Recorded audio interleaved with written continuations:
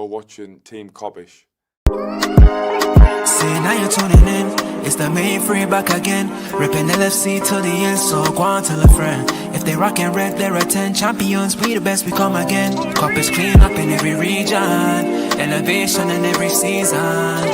Catch up in all the fast match up in real rap. And Drifty go on, tell them this is that. This is that. This is Kop-ish. This is Kop-ish. Reppin' Liverpool to the end, champions, we the best, come again. This is that. This is Kop-ish.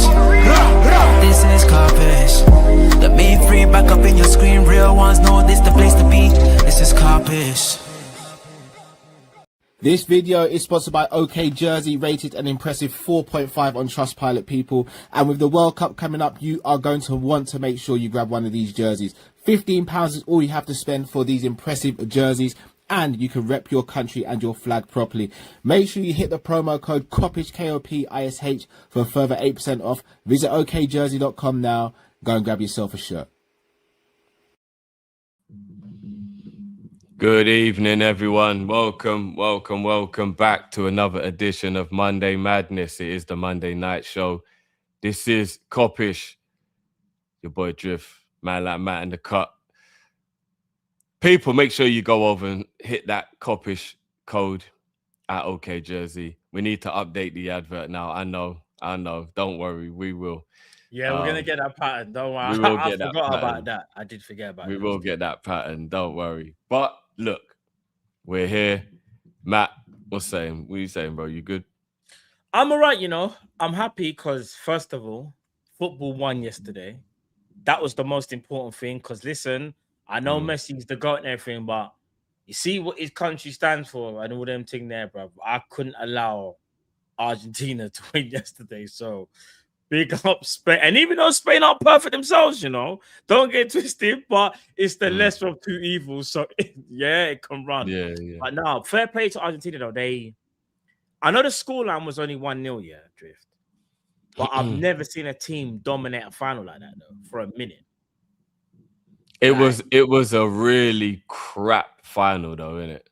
It was poor because Argentina couldn't get nowhere near Spain. So, and because Spain couldn't create mad chances, mad openings, it was just Spain waiting for the perfect opportunity, recycle the ball, drag one out of position. It was like a chess match the whole time, but there was only going to be one winner.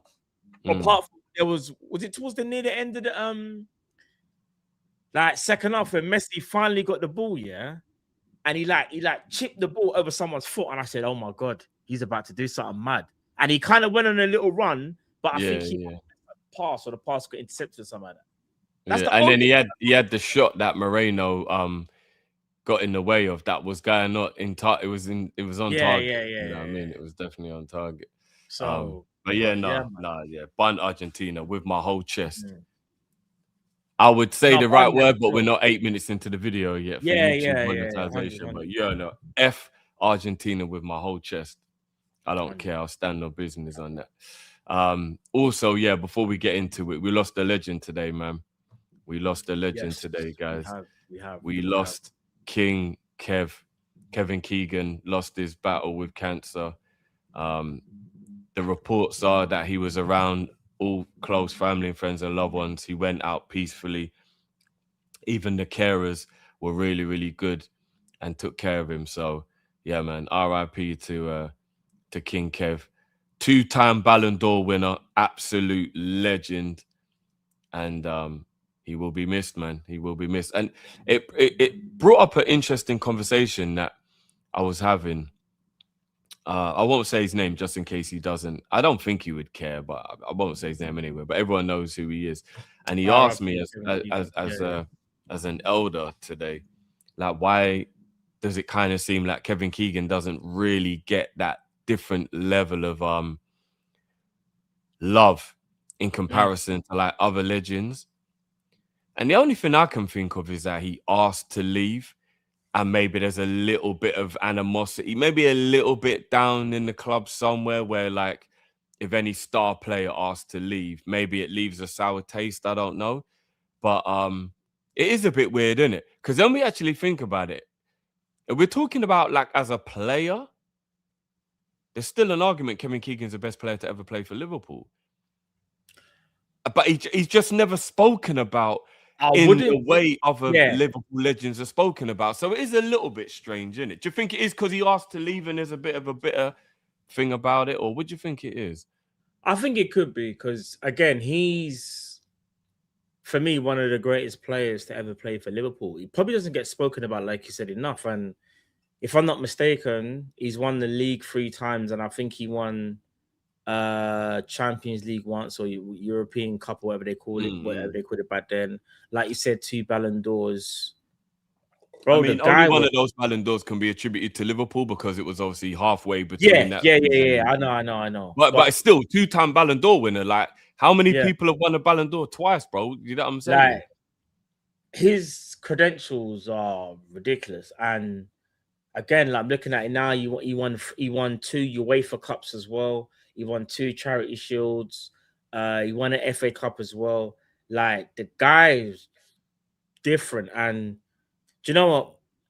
Although we're speaking about his footballing credentials, and rightly so, it's about the human being as well. And I think part of the Liverpool family, part of the footballing family, as we say, one of the footballing gods that's come from Liverpool. You know, he's going to be missed. Our thoughts and prayers are with his family and his friends, and condolences to everyone. Yeah, it's mad, Drift, because like the amount of times that we've had to come on these shows in the last let's say that last couple of years and say that, like, unfortunately, this person's passed, it is kind of mad still. Like, like, obviously we know it's part of walk of life. Like, you know, not to sound morbid, but you know, you're born, you live, and then unfortunately, you know, you will go at some point. But it's just mad that in terms of football players, it feels like we've lost quite a few, like, legends. Obviously, again, age catches up of you, but yeah, obviously he was fighting a battle, innit? And unfortunately, he passed. But listen, man, not even that old as well, man. 70, I think it was 77, bro. Yeah, I mean, don't get me wrong. Don't get me wrong. 77 is a good life, but anytime you die before you're in your 80s, it just feels like you've gone too soon. That's what I was gonna say. Like, I know we joke about age all the time, chat. I know we 75, my bad. I know we like banter and stuff, but like, obviously 75 is old, but it's not old, if that makes sense. Like, old is like you're in your 80s, your 90s. Like, that's when you say, like, boom, like, do you know what I mean? 75 is you're getting close to what you would say, like, he's really, really old. But listen, it's sad. It's just sad. It's a sad day, innit? For him and his family, and yeah, like, and the footballing world as a whole, man. Trust me, he's a legend, bro. He's a legend. Yeah. Forever legend, man. Yeah, man. Kevin Keegan, bad boy. Yeah, I'm not even gonna lie.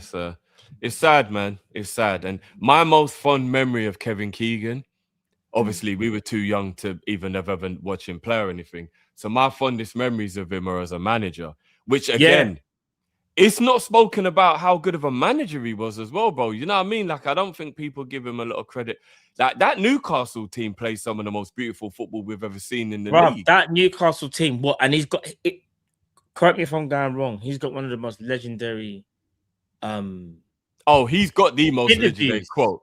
Yeah, that's the most. I love it. You know when he goes, they've got. I can't remember like word for word.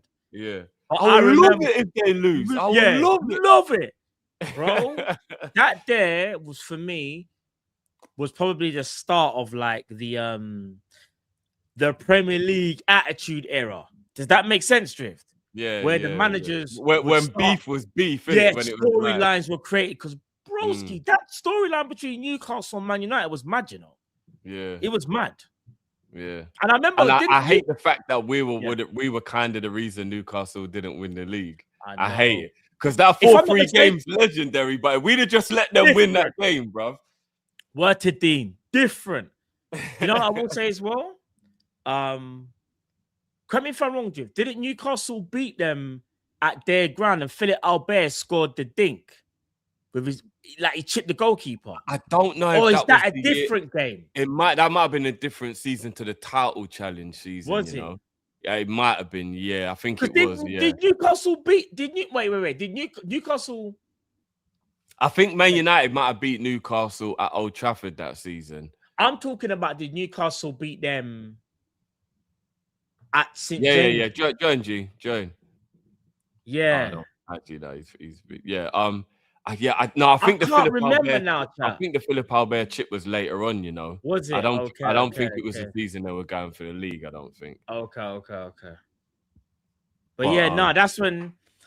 All jokes aside, that's when for me the rivalry. See how after that, like years go by, you got your. To hear saying Cantona scored. Yeah, I think Man United won the home game in that. Yeah, I'm sure. But I think Newcastle won their game. I feel like they did. Yeah, I think they did. Because I swear that I remember Albert's chip against Schmeichel. That was the same season. It wasn't it. I can't even remember. You know. Oh no, yeah, Ben's saying it was the same season. Maybe you're right then. Yeah, maybe you're right. Yeah, I remember, and Newcastle won that game, but I think they were still behind Man United, and that's when like Keegan was like, they still got to go to thing, and I'd love. Yeah, I think it was that. Because Newcastle were top of the league for quite a while in that season. They were. Newcastle were moving mad. But flipping, we know how it goes back in them days. Yeah, join anytime, G. Join anytime, bro. We know how it was back in them days with Fergie and them boy there. So I'm not even a cricket guy. So Garfield Sobers is someone I'm not too familiar with, but somebody in the chat has just said that he's passed away as well. So yeah, man, R.I.P. R.I.P. to I don't know who that is, but R.I.P. to he played for Barbados. He's a cricketer, so West Indies. So yeah, I'm sure the cricketers will know. Yeah, I mean, if we're talking cricket, I was more like old school, like Lara. Not that I watched it, I didn't watch it like loads, but I was a little bit clued up. Brian Lara days, you know what I mean? Curtly Ambrose days, them type of days there. Yeah, that's when I was a bit more clued up, but. Yeah, I'm sure you guys are covered it, but obviously RIP to Kevin Keegan and thoughts with his family and all that, man. Very sad news. Yeah. That's where we're just reliving some of our favorite some of our Keegan moments. Obviously, we just remember Keegan as a manager, innit? We're too young to remember him playing. No, yeah. But I'll be honest, I barely remember him as a manager. Okay. Oh, so Cal was you? I'm trying to think how old you was. I was definitely alive. No, you was alive. I'm not a YN, bro. No. You was alive, but I was genuinely in my mind trying to think. I don't know how old you was when Keegan went up against United. I don't remember that as it was happening. I remember that in watching it as I was older in Premier League years and stuff. Yeah, I thought so. You know what? Because I was young as well. I was only a little bit then. Yeah, what the problem at that age would have been that the cable would have been in Calvin's room. So unless Calvin, no, to be honest, the cable. Mum had a cable in her room, and then we had one in the front room. But obviously, no one had it in their bedroom back then, Drift. Not back then. I was lowest. Wait a minute. Did you have cable in your room back in them days? Of course he did, bro. We know what he's on. Bro, I promise you, my brother will. But the caveat was I had to let my brother in my room, so it was annoying that my little brother was always in my room. Oh, boo, bro! I didn't get Sky. No, Cal, it is annoying if your little brother was in your room and nothing relate, bro. Bro, I didn't get Sky until I was a grown-ass adult, you know. I had to pay for it. I had to pay. Yeah, same. Big grown man thing. No, it was cable, not Sky. So you could have as many boxes as you wanted, didn't it, with cable? No, but Drift. I don't know about you, but like growing up, I don't know if this is all right. So, because my dad's friend used to work for Sky, we got Sky before anything. There was no cable, so cable was there. Allegedly. Yeah, I was gonna say. Yeah, allegedly. Allegedly. So allegedly we got Sky. But what I was gonna say about Sky, I had the drugs in the back room. What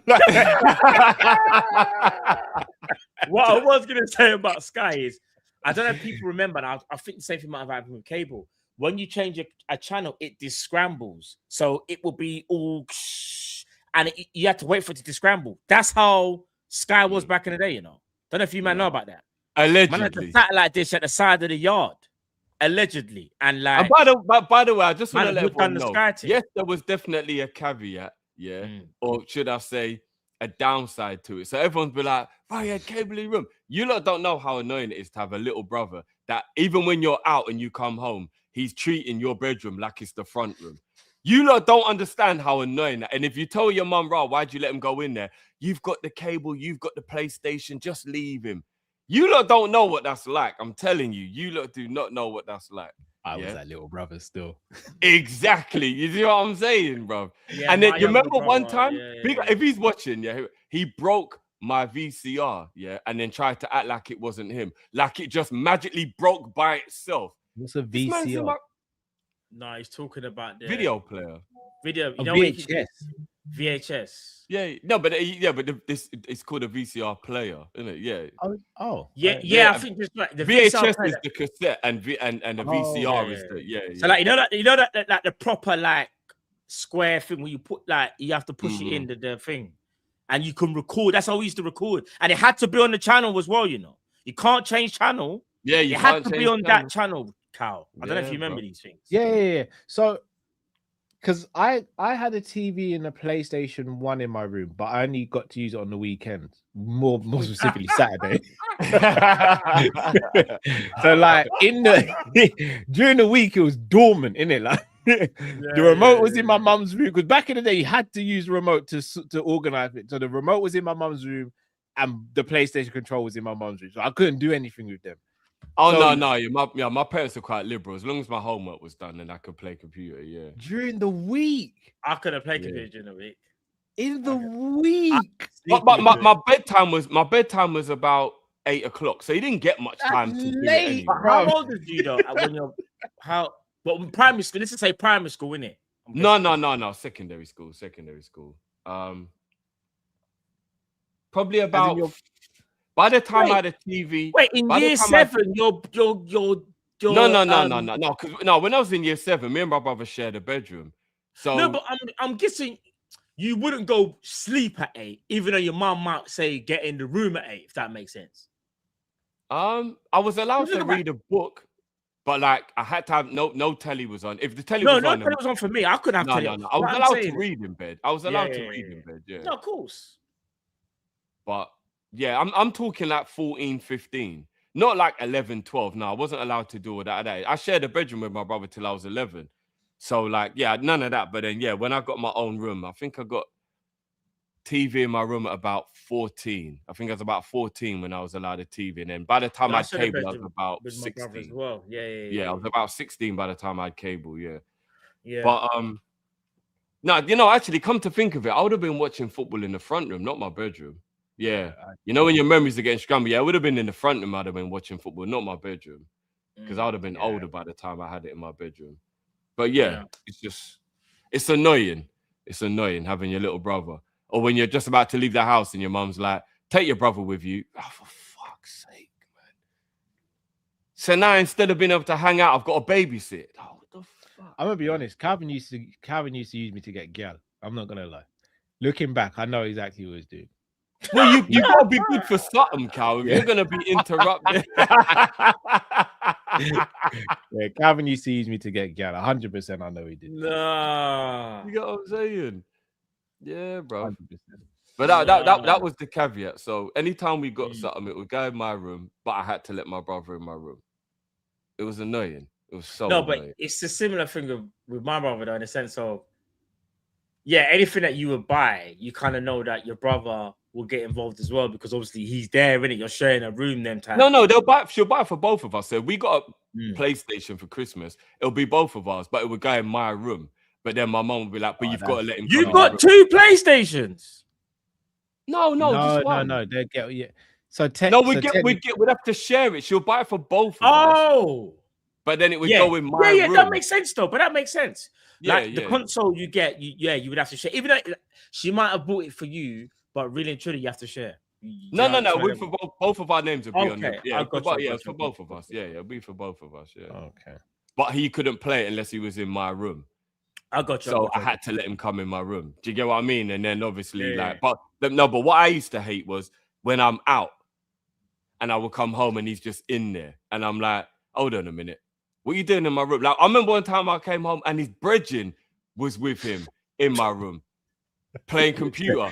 That's one thing I never brought anyone. I'm not gonna lie, my brother You see never what I'm done saying, them bro? things. Like, My brother knew what the I pattern could was. never. Big up my brother. He never done stuff like that because he knows I would have just. Calvin would have I would've been like- clotted me. I'd have been like, who's your Clotted me. brethren? no, Yeah. the thing is, because his brethren, his best friend was like family, so I loved him as well. No, of so I course. wasn't mad at that, but it's like, get out. What you lot doing in my room? You know, and them like, get out, man. What you lot doing in my room? But yeah. And you know what it was? He would get the hand-me-down. So Mega Drive's in my room. He's allowed to come. Then we get the PlayStation. Oh, you can have the Mega Drive now. You can put that in your room. I got the PlayStation. Like, you know, so it'll be like that kind of thing. Do you go? Yeah, My, that's what I do. my with my brother, nephews, you know, man. my brother will probably say, I reckon if he could say something, he would say, nah, Matt was blessed, car. You see, especially like as we got older and I was like working from like 15. I was working from 15, yeah. Like we all do, we work at 15, you know, we make some money. But I used to get my brother everything, ask him like when you next see him, just say, was Matt happy when you're saying that? Bro, I promise you, from when I earned my first paycheck, I said to my brother, I got you. Like, trust me. Anything you wanted, he'd ask me, I got it for him. Do you know what's easier for like your situation, Matt? And I think with Calvin, with you as well, Cal, is because the age gap's quite big. Yeah. You lot have got a sense of I want to look after you. Me and my brother are quite close. Oh, okay. So You're it makes it a little bit age. more of you're annoying rather than I want to Okay, look yeah, after because you. you guys know are what I closer mean? in age than you Calvin, are to me and my that brother. switch didn't change for Calvin for a while. Calvin will tell you straight. He didn't like me until maybe I hit about 14. He's told me. He's told me straight. He's like, I don't really like. I never saw my brother. Like, bro, my brother was blessed though. I don't know. I never. Calvin did not like me. He loved me, but he Yeah. did not like me. told me straight. He's like, yeah, up until about 14. You know why though, Cal? Maybe it was the favoritism your mum showed you for him because you was definitely baby compared to him at that age. No, I weren't. No, you must have been, bruv, because the age gap's quite big Cal, between there's you. no lot, so way on surely. earth. You just can't remember because you're only thinking of now. But I will call my mum. I will call my mum Cal, right when you now. were younger, no, but Cal, there's probably stories that Calvin could probably tell you and be like, bro, when I was the age and you was I'll the call age, Calvin right now. there's no way. Your mom I didn't get baby. I'm telling you, I didn't get. I couldn't. I know my brother got No, baby. you might not remember it. First generation Jamaican. Like, Yeah, ain't happening. I was working from 12. No, getting baby. Where was you working at 12? Where? Mate, my aunt had a catering job, a catering company. I was working on the weekends. Company, Nah, bro. they got you working from 12. Little cash in hand joint, bro. Like I was working. That's crazy. But yeah, with Matt, I know you have more of a sense of wanting to look after him because he's so much younger. If you were closer in age, you might find it a bit more annoying. Do you get what I mean? There's like a 10 to 11 year gap between me and my brother. Do you get what I'm saying? So yeah. Yeah. But me and my brother's only 4 years. But now so we're he both was more fully grown. annoying. It's weird because the gap closes. It sounds stupid, but yes, the age gap is like stays the same. But remember when we've had different conversations, just You feel more like brothers now. Yeah, it's like as opposed to you're his I'll guardian. give an example. If I'm 60 and he's 50, it's different between me being 20 and him 11 or something, or 10. Yeah. Like the way the gap closes is mad, isn't it? Because obviously now you're an adult now, innit? You know what I'm saying? You can have adult conversations. Yeah, I still always look at Calvin. I know he's my big brother. I always look up to him and all that, but it's not how it was before. I still don't see him as my level. Like he's a level above, but it's not like it don't feel like it's a whole 5-6 generations now. Like when you was but it's because now you feel like you can fight back. No, don't try it, Jeff. No. I'll be real with you. I can scrap if I need to, but I think Calvin would go to a place I don't think I'm willing to go. Oh, it's big brother, of course. Big brothers have this. And I know I could fight. We dirty, go like, to another dimension, like that no one can tap into. Yeah, but if I'm this close to losing against little brother, I'm kicking him in his seat. Bro, my brother goes gym, and my brother's now kind of like he's getting a bit. And I looked the other day. And I looked at him and was like, you know, if Josh you scrap us, Josh ain't no little man. Josh ain't no. He's And taller he than goes, you as well, gym. bro. That's the mad thing. And he Josh goes ain't no gym, little innit? I looked at him and said, oh, wait, you think because you go gym, you think you can do something, innit? And he was like, bro, allow it. I was like, help me step outside. Let's step outside right now. You know, let's see. But Matt's it's worried really- about the changing of the guard. bro, I will always be John Jones to my brother. I swear. Because you know what? I have to have that madman psyche that I know that only I can tap into. If not, if we're just talking about like going gym and more weights, my brother can lift more weight. I mean, I haven't trained for years, but he knows what I'm on though. So that generation, because I'd even say my brother's a generation that's half a generation older than you lot. Yeah. They tap into a whole nother dimension. Like even my brother's friend, obviously like Vinny and Rich from the barbershop and my brother's other friends, they'll go to a level. I'm like, did you really need to do that? Like, it's going to a whole nother level. I'm like, oof, that's a bit much. You gotta remember, I know it sounds crazy, but like your brother's generation went through like proper racism. Do you know what I'm saying? Like, it molds you differently, bro. Do you know what I'm saying? It does create a different type your of person. brother, not even to think, your brother, I didn't even realize, Carl, your brother knows a couple of maniacs, you know. I know. Because I know one of them, and he's an absolute maniac. Let me see. I'm gonna put his name in the private chat. Let's see. Put his name in the private chat, and I bet you, bro. Yes. He's family. Yeah, I know. Big Liverpool fan. You see, all right. You see, if let's say, well, one of them man where you can't believe he made it to this age.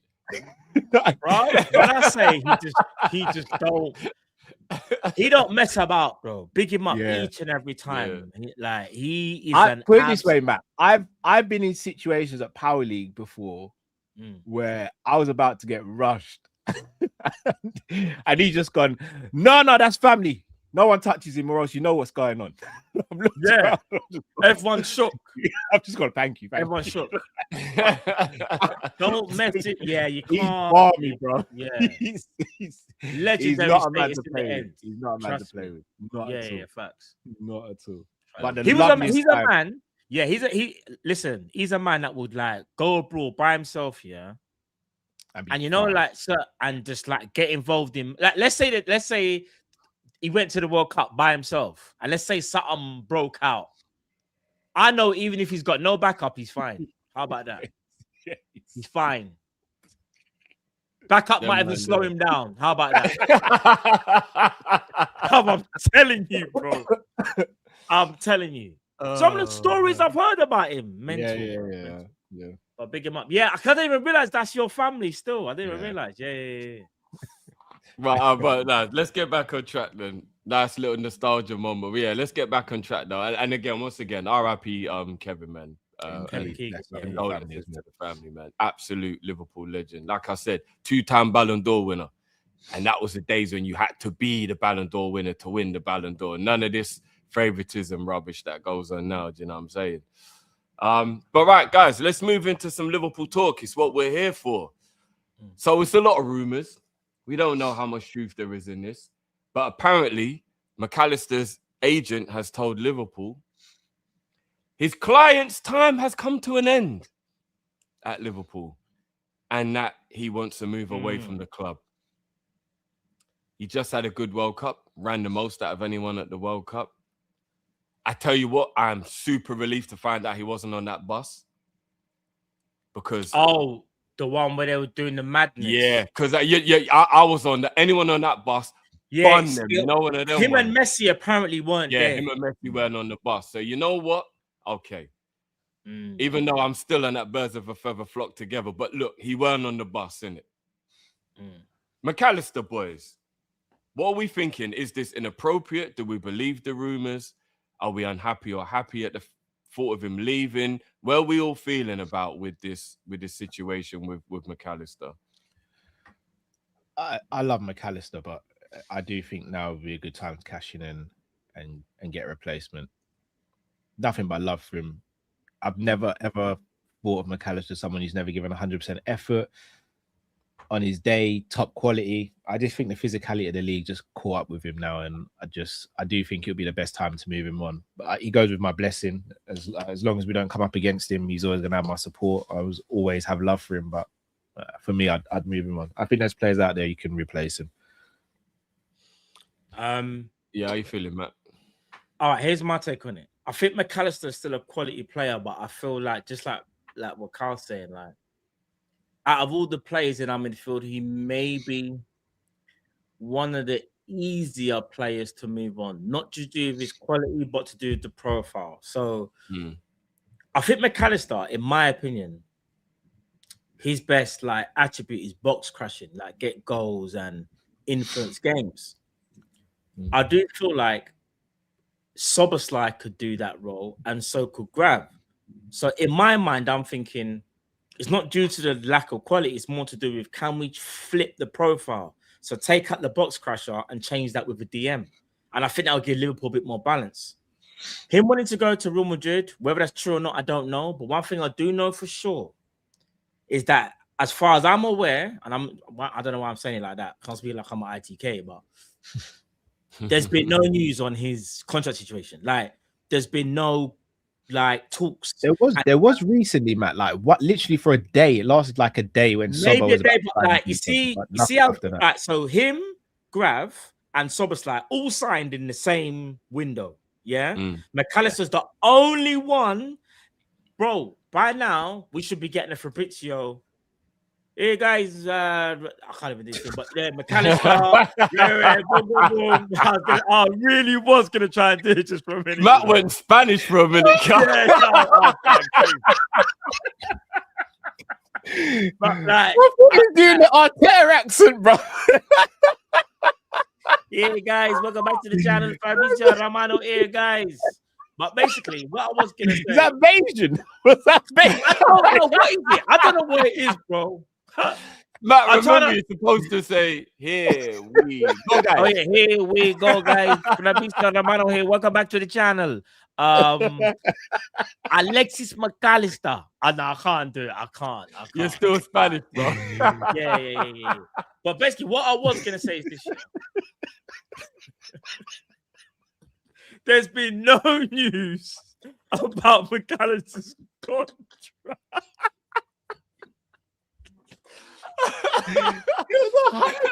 Hey, people got his Google Translator. I know. It was half Asian, half Spanish, bro. Yeah, I'm creating my own language. I hear it. We're back. We're back. Creating your own language is mental. It was Spasian. I've never heard the mix before. Matt's Cuban now. Italian. Oh, my God. I don't know where I was going. But what I was trying to say is this. We would have heard from Fabrizio right now about contract negotiations. We haven't heard nothing. Big up David Lynch. Even he said, like, as far as he's aware, there's been no like talk stuff. And that is kind of mad, that considering his contract does run out in the summer of 2028. And we've heard nothing, guys. Like, absolutely like nothing. So that kind of tells you that. And I remember his dad came out maybe halfway through the season and said, you know, we respect Liverpool greatly. We won't speak about anyone else but them, but we're just waiting to hear back from Liverpool. Broski, now we ain't heard nothing. I'm of the opinion or of the thing that he might get sold. And I wouldn't cry about it because I think McAllister's a good player and I think he can be replaced, but it would have surprised me if he does get sold, though. Yeah. It wouldn't surprise me. Hey, listen. I said, hey, guys. Fabrizio can't talk to man, you know. Fabrizio can't talk to man when I'm in. I said, hey, guys, this here, right? Listen here, right? That sounds more like Trini. That sounds more Trini. Yeah, no, but Bayesian and Trini's kind of similar. Yeah, it's kind of similar. It's similar. Oh, speak about McAllister today. Come on. All right. I know it was bad. But I still think I did the best Scout accent.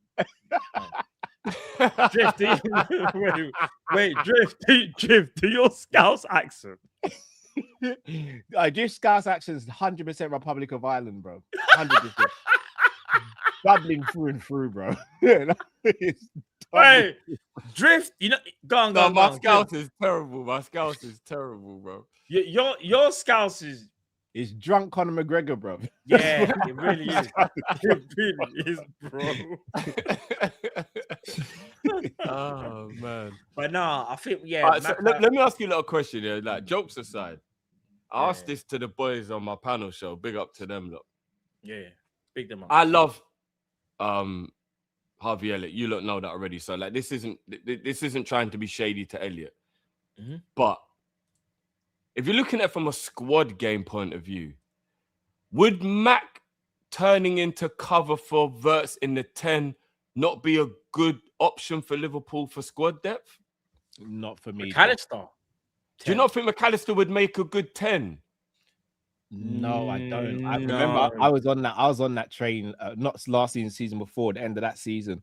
Yeah. Nah, I don't think McAllister works in the 10 because it's similar to what people say about Trent playing in midfield. You see, obviously, he's got attributes to play in midfield, like his passing and defense splitting passing and all that.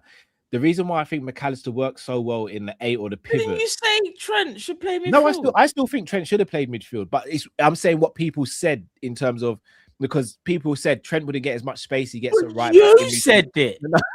I still want it. I want Trent in midfield. I wanted Trent in midfield. Do you believe he can play in midfield, though? Do you believe it? Yeah, I do. Yeah, 100%. Okay, fair. But like, I think you see how people would turn around and say, well, he gets that amount of time and space because he plays at right back. He wouldn't get that in midfield. Yeah. I think McAllister would be even more difficult to mark and marshal when he's making runs from a deeper position rather than if you're playing in the 10. Plus, I don't think he's got that quick half turn to beat playing the 10. He's got a fantastic eye of the needle pass. I'll give him that. But I don't think he has the other attributes, that fleet-footed and that nimbleness to play as a 10. Plus, what about the winning goal against Nottingham Forest in Klopp's final year? He literally did that. Got the ball, touch, turn, brilliant delivery, Nunes scores. Like, he does have that in his locker. No, Carl's right. He can do it, Drift. But not on a regular basis. Yeah, like his moments. Like, bro, here's the Remember, thing. he just cover. I'm not saying he plays No. I'm saying he's just cover for if McAllister's still here, I'm not crashing out. I'm not going to crash out, bro. He's still a very good player. All I'm saying is, if Liverpool have to sell one player of like one of the main midfielders, so we're not talking about an Endo or something, one of the main ones, it would probably be him that I would put as maybe as the first choice rather than others. Only yeah. But that's it though. Other than that, bro, I promise you, Maka can go and play in Spain or Italy, and in a slower league, he will be fine. More time on the ball, not as athletic, like he'll be calm. Do you also know why McAllister don't want in the World Cup, bro? Because the World Cup pace is nowhere near Premier League pace. And I've been saying this for time.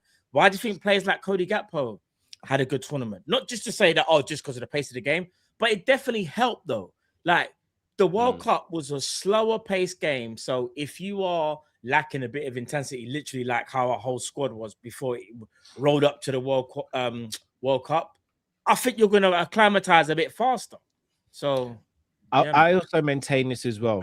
And if we never signed the Florian Wirtz,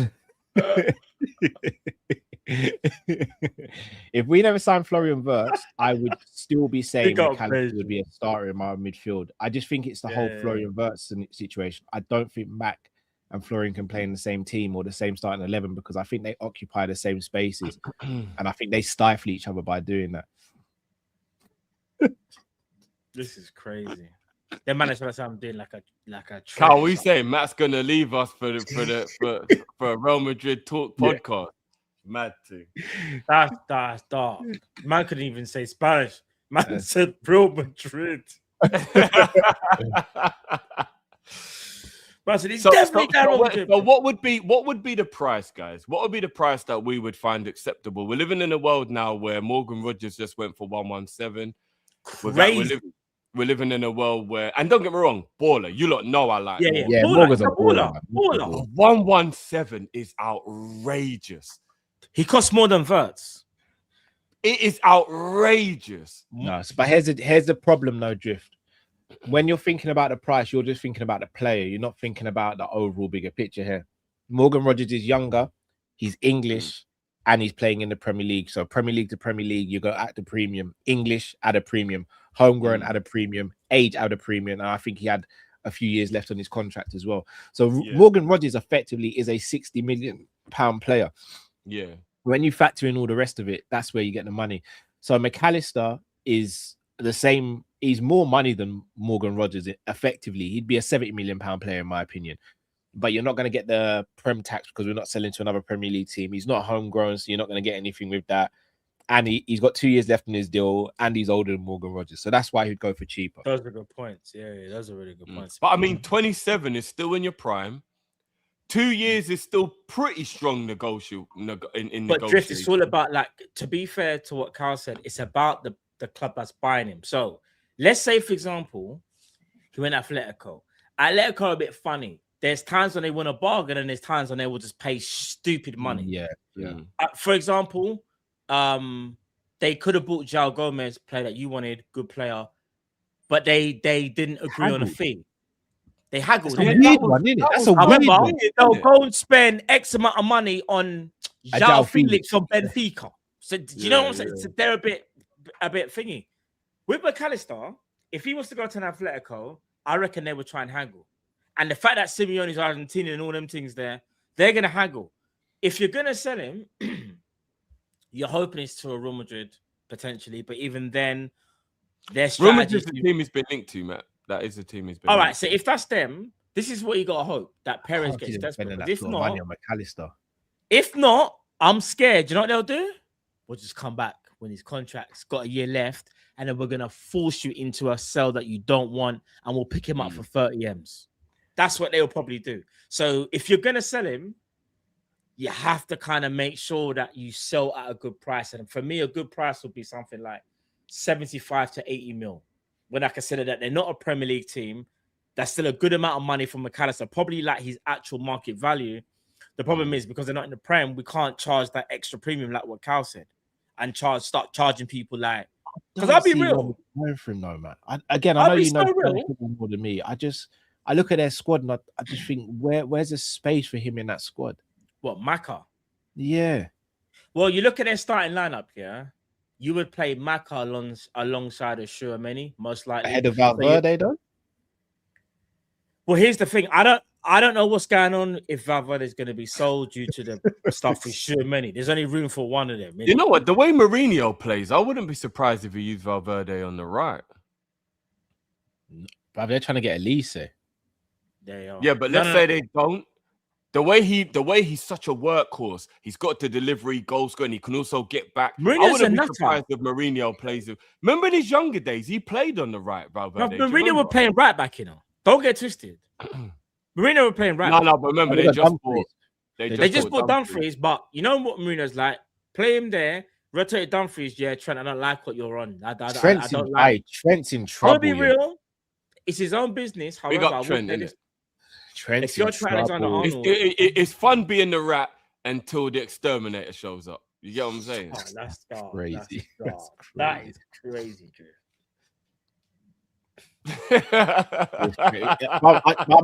I'm being real. Exterminate. Like, that's mad. I can't see how Trent survives. Look, I've already said I know he's a rat, but if he apologized, he can come home. He's not a rat, man. That's mental. I knew you'd change your tune, bro. I knew it. Of course you would take Trent back. If he apologizes, he can come home. I said, but if you just apologize, man, we're back man again, bro. It's all right.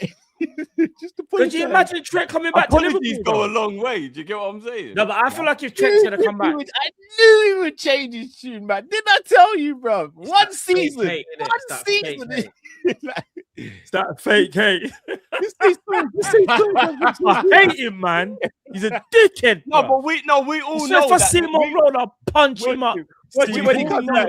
See him on the drive through. Still my kid. Guys, we know the strongest hate. The strongest hate comes from the strongest love. We know this. We know this. Life teaches us, right? We know. I'm gonna be real. Even though I love the player, especially when he's at Liverpool, I don't know if I'm taking Trent back. You wouldn't take Trent back. I don't know. You're one of them man that keep Frimpong. I hear it. You're Frimpong. No. I don't do. You guys know who my first choice is. My first choice has been the same for. But Conor Bradley. No, but Conor Bradley's injured, and let's just say, for example, like Jed Spence, go and get him, man. No. But I'm not. Jed Spence is available. That makes sense. But what I'm saying is, let's just say, for example, guys, getting close to the end of the summer transfer window, and news is broke that Mourinho's not happy with Trent. They're looking to play Valverde and Dumfries there. Trent Alexander-Arnold has done, the Michael Owen thing when Owen wanted to leave and go back to Liverpool. He's spoken to the man them and it's like, listen, Virgil, I want to go back. Would you take him back, Cal? I know different. Would you take him back? How much we're gonna have to pay for him? 60 mil. Nah, it'll be a loan, but you have to pay the wages. So the wages will be something like 300 grand or something. So it'll be a loan to start with. His injuries are starting to pile up as well, and that does worry me a little bit as well. Would you take him back, Cal? If there's no other option, then yeah. If there's no other option. You're trying to do it if there's no other option. Would you? No, because Matt, it's true. Like if you gave me a choice between Jed Spence and Trent, I'm choosing Jed. Trent's a better footballer, but yeah, in today's for what I think Liverpool need in the Prem, I'm picking Jed Spence. All right, Cal, that's a segue. Let's do it. We've also been loosely linked with Jed Spence. You have been the number one Kop-ish advocate, and I've held my hand up a long time ago to your credit and was like, because I've never thought Jed Spence was a bad player, but you stayed on the train of forget what he's doing at Tottenham. He's a good player. I think the rest of us were like, there's got to be a reason Tottenham aren't using him. Maybe he's just not as good as we thought he was. When he was at Forest on loan and all that, he was balling out. Then his Tottenham first 2 years were terrible. He's getting loaned out. Nobody cared, whatever. What I've seen of Jed Spence in the last 12 months between playing for Tottenham and getting his place back in the team and then going to the World Cup, he's definitely one of the best fullbacks in world football. He is a very, very underrated footballer, I think. He can play both flanks extremely well. His on-the-ball ability is underplayed, I think. I heard you lot talking this morning. Big up to Sam on the show this morning. People are downplaying his attacking ability. Did you watch the whole show? He can cook, when he's attacking. Drift, did you watch the whole show on Hassam's channel this morning? Yeah. Everyone was downplaying his ability going forward, man. Tom gaslit me big time, innit? Yeah. There was a lot of gaslighting going. And you know what? You kept your composure. I rate it still. Up until the end, I did. Tom got me. But and he's homegrown. I would pay 50 mil easy for Jed Spence right now. Easy. I actually think it should be considered a priority to bring in a reliable right back. I really do. I don't know why he can play left back as well. That's another thing. He can. He's good. He's got that bit about him. He's got charisma. He's aggressive, but he's also talented, isn't it? And that's something that I feel like how can I explain it to you? He's got that thing where a defender's just about it. He ain't scared of a challenge. Not scared of He's never scared. You know what I mean? So I'll take it. Halfway through the game, he even said, "Bun this broken jaw, man. This thing's getting on my nerves," and just took off the protect. So he ain't even shook or scared. You know what I mean? I rate Jed Spence, man. I'd pay 50 mil for him easy, Cal. I would. I honestly would. The way I look at it, Drift, and I get no disrespect to Kirkes, and I hope this doesn't come across as disrespectful because there's no intention there. If Kirkes was 45 mil? 40, yeah, I think so, yeah. With all due respect, if we paid 50 mil for Jed Spence, with him being homegrown, English, and coming off the back of a good World Cup, I think 50 mil is a steal. Do you think Tottenham would let him go at this point? Or do you think they understand his value? What do you think? I don't. This is what I'm not sure about because I'm seeing loads of rumors. And this isn't just recently. I'm seeing loads of rumors saying they're willing to let him go. For me, if I'm Spurs, it's a priority to keep him. Now, I know Pedro Porro also has had a fantastic World Cup. Porro was brilliant. Porro's a good player, man. Porro's really Porro. I'll be real with you. I've changed my tune a bit on Porro. I used to just think he was only good going forward. He's not poor defensively. I still don't think he's better than Jed Spence defensively. I think Jed Spence. Remember when I said I think stylistically Porro would have been the best replacement for Trent? Yeah, I hear that. But again, remember, I've always wanted to go in a different direction with the whole right back thing. I wanted someone who was more defensively stable, which is why I always lean towards getting a Jed Spence type player. But if we were to get Jed Spence, and then what for me, buying a right back gives us more stability in three areas of the pitch. Right back, it gives us more stability because you've got Jed Spence and Bradley when he returns. It means Joe Gomez in theory won't have to play at right back because you've got a right back there, and it frees up Frimpong to become an auxiliary for right back and right wing as well. So you're paying 50 mil for one player, but really what you're doing is actually helping other areas of the pitch doing that as well. So for me, it's a no-brainer. It really is a no-brainer. Now, the question would become: does Jed Spence want to leave London? Because I know he's on loan at Forest, but he's a London boy, isn't it? Like I think he would leave if he realized he was going to come and play for Liverpool and he was going to be the starting right back. I think he would. Yeah, I'd like to think so as well, but you never know, bro. You never know because there could be other teams. Like you never know what this market could turn into. Like an injury here or an injury somewhere else, and another team might look and go, well, if Malo Gusto goes, for example, I reckon Chelsea will look at Jed Spence and think we could do that. I think Xabi Alonso would love a Jed Spence in his team. So dare I say, I wouldn't be overly surprised if Malo Gusto left if Xabi Alonso made an inquiry about Frimpong. That's true. Would we sell to Chelsea, do you think? If the money was right and the player wanted to go, we absolutely would. You think so, yeah? Yeah. But I don't. If we could get 50 mil for him, I'd let him go.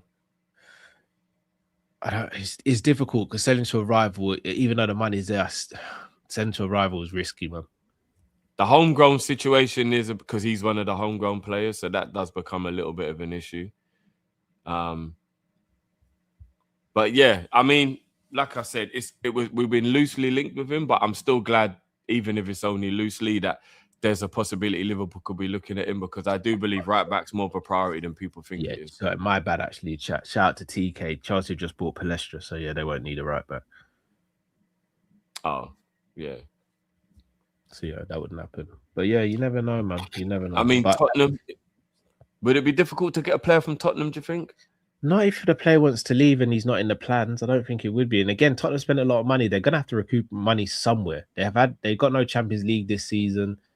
They finished low in the league and stuff like that. So they're gonna have to recoup money in some way, shape, or form. And I think they've got Porro, they've got Udogie, they've got Spence. Who else? And I know Van der Ven plays left back sometimes. Robert. Oh yeah, so they've got. So they don't need him to play left back anymore. So Spence could be looking at the situation and be like, last season I could play left back or right back because Udogie was in and out of the team, and Porro, if he needed a rest, then I could play there. They've got Udogie and Robbo on that left side, and Van der Ven can play there. And remember, they bought Senesi and Van Heck. They've still got Romero there. They got Danson. So he's backup right back right now. Only backup right back. Yeah. He might not like the idea of that for real. Whereas at Liverpool, I do think he'd be the starting right back. And they can play Archie Gray at right back, so maybe they'd be willing to accept money for Jed Spence. Yeah. We should be all over it, you know. We should be all over it. We should be all over that, man. Seriously. We should have got him from before he went to Spurs. Because it's like 20 mil, innit? It wasn't even a lot. 20 mil. Yeah. Remember, I went off when that happened. Yeah. Yeah, we should have got involved in that, man. We should have, for real. So yeah, it's interesting.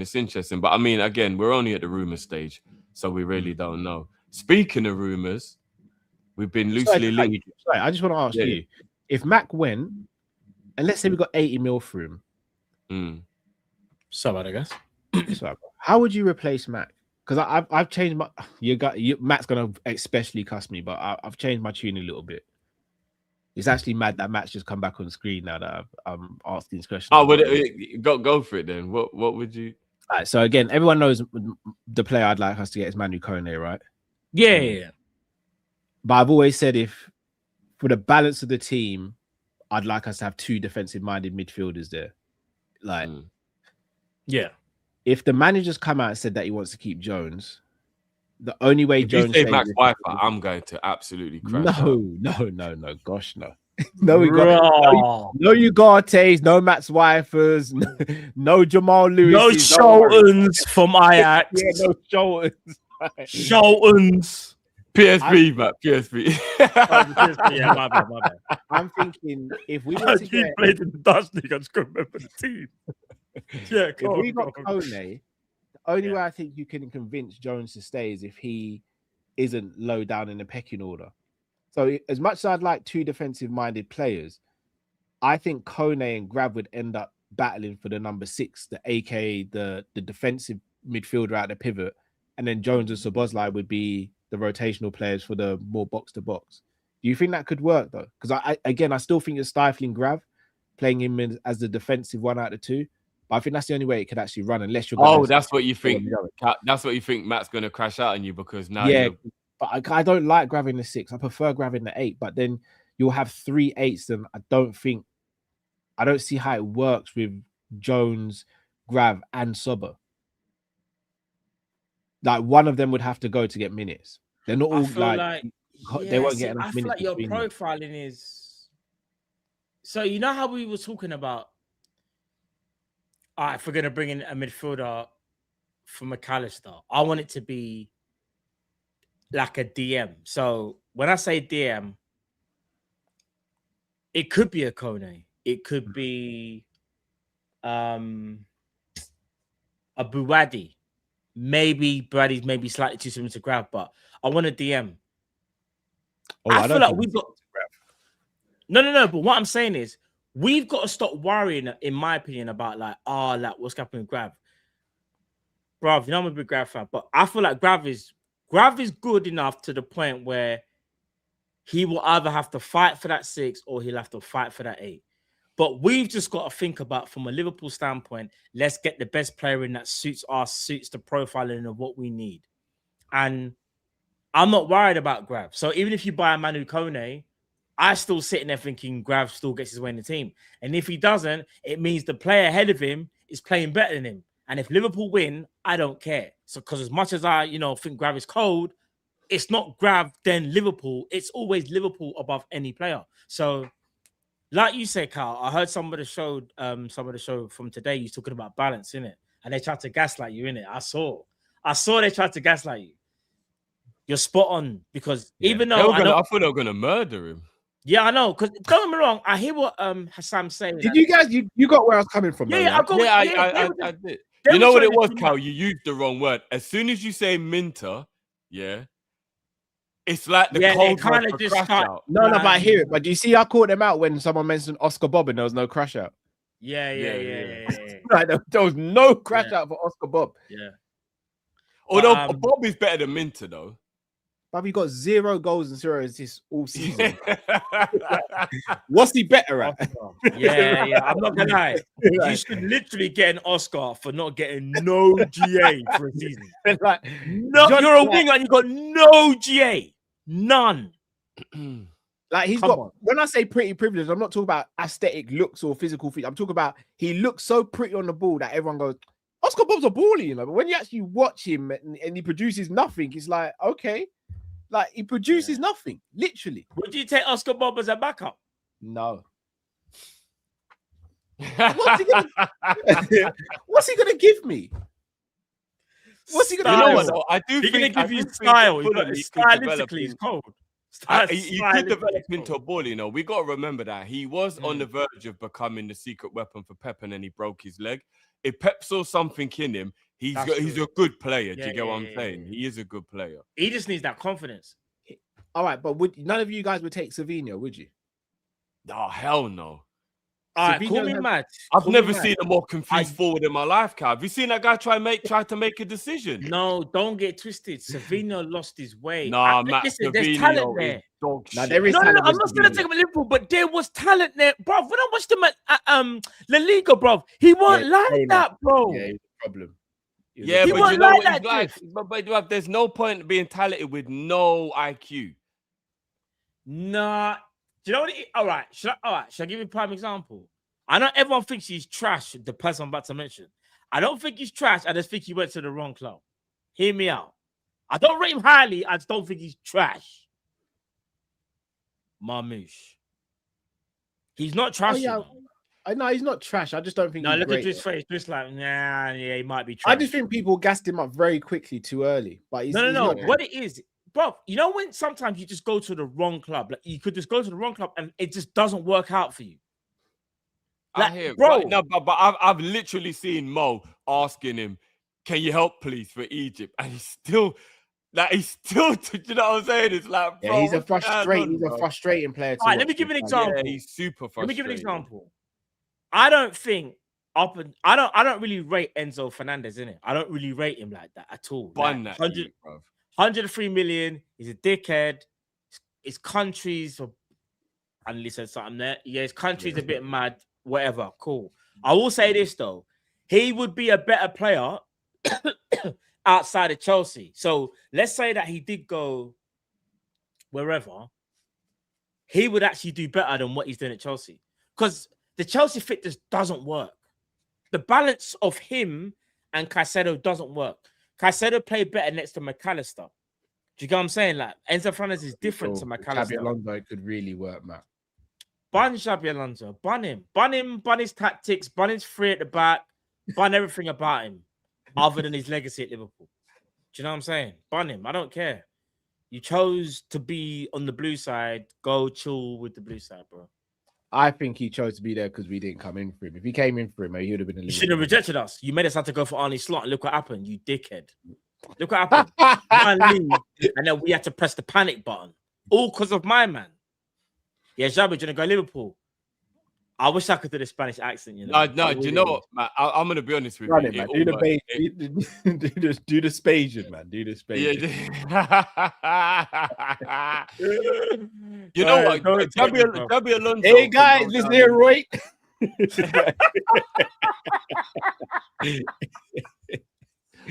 You see, in 5 years' time, when Iraiola's been dominating the Premier League, we're all gonna look back and we're gonna thank Xabi Alonso for rejecting us. Trust me. No, I understand that, but what I'm saying, we won a Premier League with Slot. We went through some pain, but it brought Iraola, and the good times are on their way. We went through pain. The good times, but everyone needs a little pain to realize that when you're going through the enjoyment of life. Sort of pain drift. I'm not gonna lie, bro. No, come on, everyone needs. Remember, there's a reason why God created pleasure and pain, because if you know pain, you can enjoy the pleasure. Bro, pain is like you just had like a flipping. You stubbed your toe, bro. No, or you had a bit of a toothache. We had a root canal. I got beat. We had a root canal that required surgery, bro. That's what we had. No anesthetic. No, all right. So let me ask you: how many times in your life have you ever thought about your little toe? Never. What happens when you stub it on the way to the bathroom in the dark? No, when you stub your toe, you think about it all the time, bro. You're like, my toe's broken. Yeah. So you know what? He was the stub. What How happened about with this, Slot? How about this? Due to Arnie Slot, our eyesight wasn't great last year. We stubbed the toe enough times, about 15 times in a season. Do you know how unrealistic it is to stub your toe 15 times in a year? But now you appreciate your little toe, right? You don't have a little toe if you stub it. No, but I will be questioning, how can I stub my toe 15 times? Something's not right with me. Maybe, in fact, it's 20 times. You're right. What the losses? For every loss is for every stubbed toe. Yeah, how about that? I think I'm joking. Oh, man. Look, I'm telling you, look, now we're going to appreciate Iraola and we're going to appreciate Alonso for rejecting us in 5 years' time when we've won 2 Premier Leagues, 2 Champions Leagues, a domestic trophy. Iraola's dominating Premier League football, and we'll be like, you know what? If we'd have got Xabi Alonso, would have been like Chelsea. Look at the state of them. So it is what it is. I'm trying to do the positive spin. I'm trying to look at it from that point of view. No, of course. Obviously, you're always trying. A little pain for ultimate pleasure.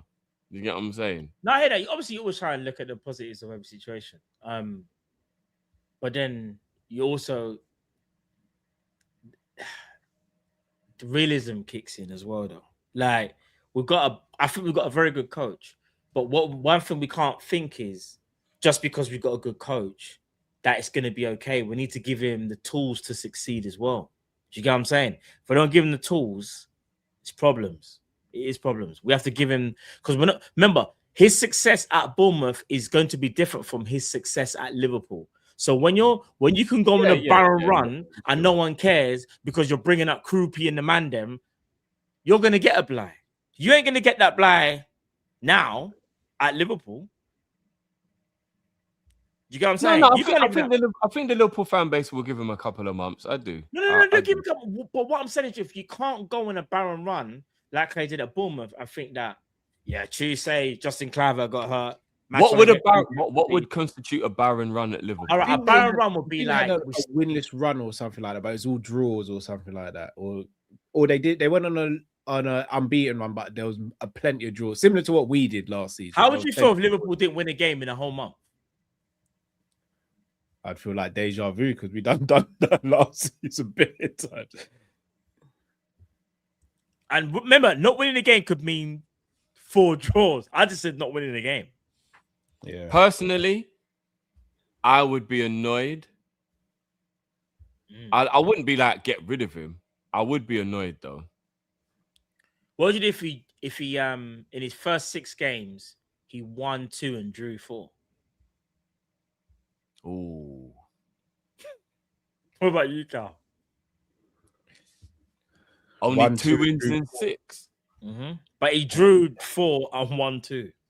If he doesn't get the targets and stuff, then I'd understand. If he gets the targets we want, I have to speak up. He's at least got to be playing pretty football, bro. Because if I'm putting up with attitude, then she has to look good. No, it's facts. Hey, where's Luke when he does that? I like it. I like it. I like it.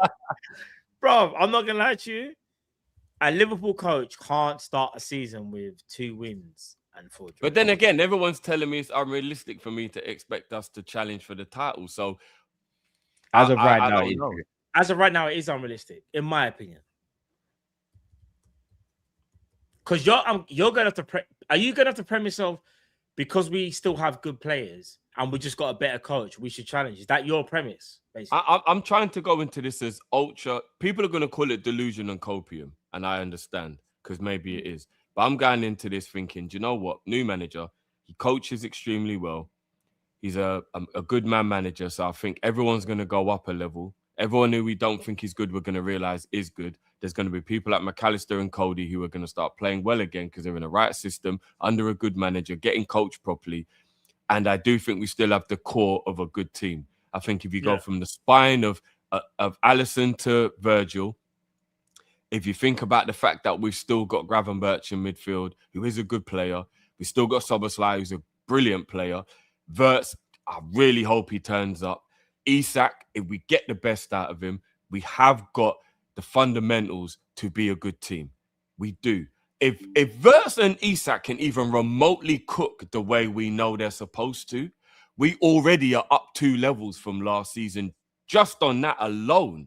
Do you get what I'm saying? So for me personally, I still believe, and I'm looking around at everyone else, and I'm like, it ain't a given Arsenal are going to go again. There's a lot of mitigating factors now. We don't know what Man United are going to do. We don't know what Chelsea are going to do. We don't know what City are going to do. We don't know what Tottenham are going to do. There's a lot going on. There's a lot going on right now. I'm just saying, call it delusional. But if Liverpool get this window right, we win the league. If we get this window right, we win the league. I hate to be this guy, Drew. But sometimes I think we just look at what Liverpool are doing and not what other teams are doing as well. No, but Cal, I'm paying attention, and at the moment, there's not much movement apart from Tottenham. No, but it's not just about movement. Arsenal's squad is stronger than ours, and they've got a settled team and a settled manager. Man City's squad stronger than ours. No, but will they be able to go again, Cal? They might not need to go again. Their players have been ran into the ground. What's it going to be like now? They've what? I think the only thing that could stop Arsenal they were fighting. Remember, they were fighting to win the league. So yes, they finished second 3 times in a row. But they had something to strive for. They've got there now. Are they motivated? But Arsenal have continuity. Something that is all right. I hate even so to bring did we, boys. And look what no. But hear me on this one. Do you remember when they done an interview with Salah and they asked him who the favourites are? And he actually picked Arsenal, and he literally the only reason he kind of said it was because they've kind of like had the least change, like they have a bit of continuity, that something that we're starting kind of like from scratch again, kind of thing. And now I understand why he said that. Now here's what I'm saying: if Arsenal don't get major injuries, I still think they're the favourites because again, they just need a couple of tweaks. They're already good to go again. It's just the injuries that could potentially harm them. But in terms of what they can bring to the table and how the league is set out already, Arsenal will be 1 or 2 most likely. Manchester City got all the talent in the world, but now you're under a different coach, different regime, different fundamentals. Are the players going to respond? For example, Ryan Cherki looked disillusioned that the World Cup didn't get no playing time. Could that be a problem under Maresca? Because now you're not Pep Guardiola, Cherki might look at you different. So when you're telling Cherki you're not playing, Cherki might be like, what are you talking about? I'm Ryan Cherki. Like, are you dumb? I don't know how that's going to... I'm just giving you examples. Like, Man City, they got all the talent, bro. Don't get twisted. But it's just that because Pep ain't there, that changes things. For us now, we've got a good like core group of players, but you've taken out Salah, you've taken out Robbo. Salah is a massive miss. Not saying Robbo isn't, because Robbo's still a big miss, but in the last couple of years, obviously Salah we know more important than Robbo. We haven't replaced him. Our style of play is going to change. Our mentality has to change. The team now has to get fitter. We're starting from scratch. If we're just going off a basis of how things are, you probably will put Liverpool alongside Man United fighting for third as things stand. However, things can change. Pre-season, we're cooking. We get the right players, the right profile that could propel us from second to a potential title challenge. But as things currently constructed, we're fighting with Man U, in my opinion, for third as where we are right now. Are we sleeping on Chelsea and Spurs as well, considering? No, Chelsea don't worry me, bro. No. And I hear what you're saying, Matt, but let's be real. One game a week. We all wanted Xabi Alonso because we all think he's a good manager. All right, so they put some good players in as well. Rodgers and Palmer in a twin 10. I was still umming and ahhing about Alonso. Okay, I was never fully sold on Alonso. No, but we know he's still very good. And then Spurs, they're going to do the 3-4-2-1 thing, innit, with Rodgers and Palmer, innit? Yeah. You seeing it now? Could you imagine if they both score in the same game? So check it. Celebration. Their front three now is Cole Palmer, Morgan Rogers, and João Pedro, which is a very good front three. A very good front three. Palestra right wing back, and you still got Reece. Sorry, you got Reece James and Palestra for right wing back. Bro, Reece James can't play one game a week, bro. No, but they got Palestra as well. Left wing back, they got to sort out because they've lost Cucurella, which is a big loss for them, to be fair. Oh, I forgot about he's got, because I was gonna say Cucurella is that's a big loss. That's a big loss. But then if they get Lacroix, that's a big signing as well. They still got Caicedo, Enzo in that formation. I think does better as well. I warned everyone not to sleep on Chelsea. I did warn everyone not to sleep on them. Chelsea, and then, brother, I'll be real. Even Spurs' squad is starting to look healthy. If they get Savinho, their wing options for the right is Savinho and Kudus for straight away. That's not bad at all. But they're still a striker away as well. They're still a striker. Yeah, their midfield is going to be cooking now. What, Tonali and Fernandez? Flipping on. Fernandez and Tonali with Maddison in front of them. Senesi, Van Heck, Romero, Damson, and Van der Ven. Like, and do you want to know what? De Zerbi might actually be able to develop coming back to play in the 10. That's what I said. Yeah, Kulusevski. Remember, players like Tel, De Zerbi might develop him. Like, you might even start seeing the next level from Xavi Simons to come back from injury. Like, I'm gonna be real with you. Like, we need to get our act together and act together quick. But like I said, if we get our window right, I still believe that we can be better than these teams. I just don't understand where Spurs are getting all this money from, though. Like, but they make a lot of money from that. No, I know, but bro, they spent, how much was it for Tonali? 93 M's, 7 add-ons. And then they spent how much for man Fernandez? 80 mil. They will have to sell. They will have to sell at least a player or two. That's why Jeff Spence might actually be like on the market. Brother, I'm not gonna lie. previous regime, Daniel Levy, you're thinking this mother spent. Do you know what I think's helped them a lot, Matt? I've heard that the new ownership has pumped a lot of money in. Okay.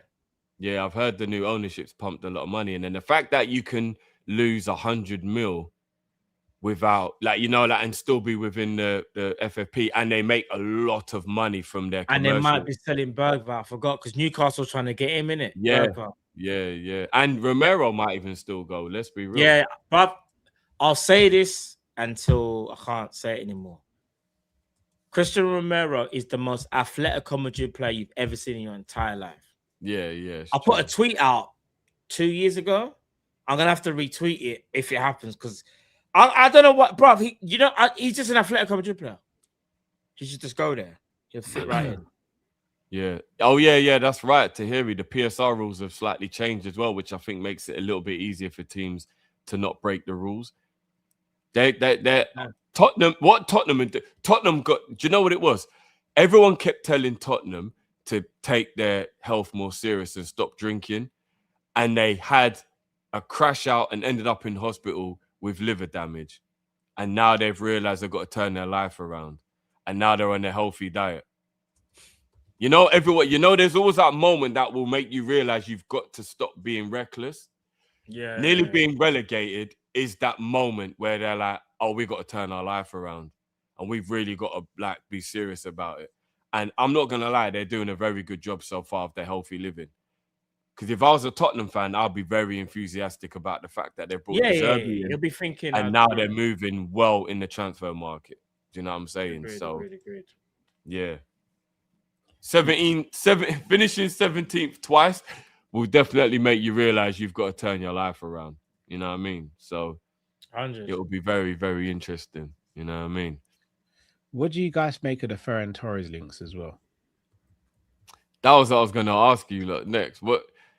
So here's what I said to the boys when we spoke about it on my channel. I don't rate Ferran Torres like that at all. Like, I'm not going to get hyped up because he just got the winning goal in the World Cup final. Like, I don't rate him like that. But what I will say, though, is in a world where we're looking for a winger/forward who's got Prem experience, if the price was right, it wouldn't actually be a bad move. So say Barcelona were willing to let him go for about 50 mil. To have him as cover for the wing, and because remember, Ferran Torres can play right wing. So if you've got him as cover for right wing and you've got him as cover for striker, it's not the worst thing in the world, you know. It's not the worst thing in the world. Does he want to come back to England though? This is my because he got homesick last time, innit? So but he was younger though. He was younger. He was a lot younger. He's now 26. So he's 26 years old. Listen, versatile forward. I will say this though, he's not the most intense kind of like player, like in terms of pressing and stuff, but like he could probably do a job. The fact that he can play across the front three is a good thing. If the fee's low, you probably would take a chance because he's kind of an impact player as well. Like, he doesn't have to start games as well. The chat is saying he could become our new Jota. It's not a bad shout, you know. Yeah. Big up Yars. I've said this so many times. He's like the best, worst striker ever. Yeah. I can't explain. He's frustrating. He's very frustrating. He's not as good as Jota. Bro, he's not as good as Jota, by the way. Ferran Torres has got talent, but he'll miss bare chances. He'll frustrate you with decision making, but he'll also score a goal in the World Cup final. And you know what? For Barcelona, even, Matt, you watch La Liga the most. He's pretty clutch for Barcelona. He is, but he does. He's a weird one again, Drift. He misses chances, but he scores chances as well. Do you know who I liken him to, Matt? He's got Morata vibes. You know, Morata can look world class 1 minute, and then look pony the next. Because Morata was supposed to be Ferran Torres was supposed to be what Morata was supposed to be, but they just copied one another. But then, if you look at Morata's time at Real Madrid and Juve, he's had some brilliant moments in his career. Morata can score goals. Do you get what I mean? Like, goals and have some subpar performances. Same thing with Ferran Torres. But here's the thing, though: if you're Liverpool and you're thinking get Ferran Torres, you're thinking all right, you can play off the right, but more importantly, you can play down the middle. You can do the not target man, but you can do the mobile 19, make runs, but you can also do the false line as well, which will be helpful for Iraola, and because he lacks fluidity with the front three. So yeah, that could run, but I wouldn't be spending big money for him though. Like the fee, it's one of them ones. Drift. The fee has to make sense. So if we're talking 70 mil, I say you might as well go and do that. You know, you might as well go do it. Yeah, 50 mil, and I'm actually up for it. If we can get him for 50 mil, I'm up for it, bro. Like it's he's a weird player, but Cal, he'll like. He'll frustrate you, but he'll score goals. I don't know how else to. Because when I think about the market last season, it's not bad. When I think about the market, he's not rubbish. I just doesn't move me, man. I'm not gonna lie. So Cal, say we got Diamonde, or Barcola, and they became the kind of like star signing, right? And then Ferran was brought in as cover for Isak. And cover for whoever that star player is that we brought in on the wing. Would that not be good business? It's decent. Plus, I don't see. I reckon we've just been linked with him to hurry PSG along. I don't think there's anything serious in it. All right, guys, I didn't know this. I didn't know his contract runs out next summer. We can get him for way cheaper than 70. My bad. I thought he had 3 years left. No, or something. 50. That's what I'm saying, about 50 mil. I think we can probably get him for 40, 50. So, but let's say between 40, 50 million. He's got a year left. I remember Barca want money to buy Alvarez. Yeah, Barca always want money because they're always broke. All right, watch this. Last season in La Liga alone, he got 16 goals in 33 appearances. That's got a 1-in-2 ratio. That's good, man. And he got 21 in 49, like you said, Jim. That ain't too shabby, bro. It's not bad at all. For someone that's not your first choice, remember, Lewandowski was supposed to be their first choice, but Lewandowski had injuries, if I'm not mistaken, and he had to kind of fill in and do his job. Probably he done his job. 40, 50 mil, I'm up for it. As long as we get the main target. So if we get a Barcola, a Diamonde, if we get a main target, I'm up for it for 40, 50 mil. I can't lie. I'm up for it. Yeah. Trying to see the amount of minutes that he played as well. Like, just quickly trying to check now. And I never thought I would say that because Ferran Torres is always flattered to deceive. But I do think it's a good option. I do think it's a good option because we need options. I just don't rate him like that, man. And then when Ekitike comes back, then Ferran really drops down the pecking order. All right, Cal, I don't rate him like that either, yeah? But Cal, hear this now.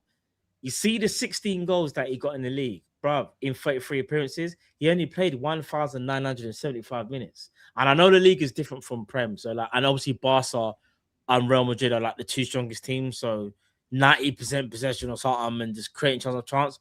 However, he's still got to put the ball in the back of the net. Last year, he played centre forward 16 times, played left wing 5 times, played right wing. Sorry, I'm going mad. Played centre forward 38. Sorry, that's the goals. Played centre forward 38 times, played left wing six times, and played right wing 4 times.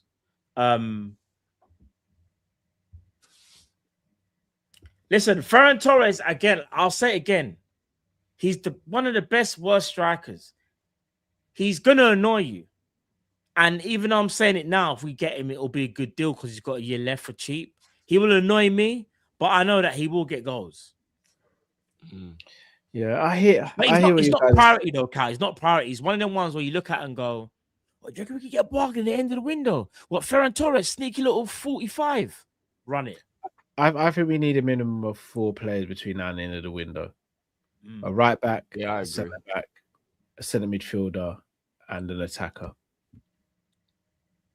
Right back, centre back, DM, 2 wingers. We need 5. Hold on, say that again. I'd like us to get 5, Drift, but I think we could live with 4. Right back, centre back, DM, 2 wingers. We need 5. I think we can live with 4. I'd like 5. I'd like that, but I think we can get away with the 1 winger because I'm just hoping that Munoz, who I don't know nothing about him, can do a job on the right, and he's good off the right. He was all up in them photos yesterday. As he should be, bro. World Cup winner. I did the exact same thing. Didn't play no minutes. Still a gangster though. Can I ask you guys a question? I'm pushing an agenda. We're here now. If Real Madrid want McAllister, do we ask for Endrick? Endrick only really plays up front. You think we're gonna get Endrick because we gave them McAllister? He plays right wing. No, because I'm just looking because Real Madrid want Elise, and I think that probably happens if Real Madrid are serious about it. If they get Elise, Matt, if they get Elise, they will sell Endrick. Yeah, they will. If they get Elise, they will. The thing is, they'll probably sell Vinny first, Drift. I was gonna say, but here's the thing: Endrick doesn't really want to play wing. He wants to play striker. The problem is that's Achilles. You ain't touching that off Achilles. And that's what I'm saying. At Liverpool, he could do both. He could do both. He could play striker until Ekitike's back and rotate with Isak, and he can also play right wing. He'll get way more minutes at Liverpool than he would at Real Madrid. And let's be real, if there's one thing Mourinho don't do, he don't really give time to kids to develop. He wants to win. He wants to win now. So Mourinho ain't going to look at him and go, oh, yeah, I'll give Endrick some time. No. Oh, well, I want to win now. Yeah. Yeah, no, I hear it. I'm not against it, Carl. I just don't know whether... Someone said Endrick is not physical. We're talking about the same Endrick. Do you know, not just disrespect Kai, but you know Endrick is, in it. Endrick physical. I keep on sitting there, guys. I don't know who the right winger is. Unless it's very scarce, slim pickings. Like unless FSG are doing absolute madness and they are in cahoots with Bayern Munich for Elise and all this, and unless it's him, I can't see either. And if it is Elise, a genuine question. Say we only made 2 signings, yeah, a right back and Elise. Would you run it? Yeah. Or would Spence and Elise? Yeah. 100%. What about you, Drift? Would you run it, or would you be like, that's just stupid? We need more balance. We need more than that. Grab can play in the 6. It's calm. Two weeks ago, I would have been like 100%. I'm all in. Yeah, boom. After watching Elise bottle 2 semi-finals, nah, I think we need to make the squad a bit better. Oh, bro. Come on, man said bottle. Come on, Drift, man. But he missed those chances in the game. Don't get me wrong, against England. He missed those chances. He was still one of the best players on the pitch, though, bro. No, that was the third place playoff. I'm talking about when they played France. When France played Spain. He absolutely bottled that game. And he bottled the semi-final against PSG for Bayern Munich as well. So, I don't know, man. I think that's a bit harsh, you know. Yeah, that's crazy word, Drift. I'm not going to lie. It's a bit harsh, Drift. Agendas have to run, innit? I hear it, though. Agendas have to run. So. But all jokes aside, if it was just, honestly, Matt, if you said to me, Jed Spence and Elise is the only 2 players you get for the rest of the window, yeah. I'm running it, you know. I'm running it in a heartbeat. Running it. I wouldn't be mad. All jokes aside, I wouldn't be mad at it, but I would definitely be a little bit worried. We can't lose anyone, though. Like, we've still got to keep Gakpo. No, that's what I'm saying. So the transfer window was everyone stays and we just add 2 players. Oh, 100%. By the way, I'd just like to caveat. This is the first and last time I'm going to say this, chat. Every single time I'm having a conversation, anything, you always bring it back to Nunes.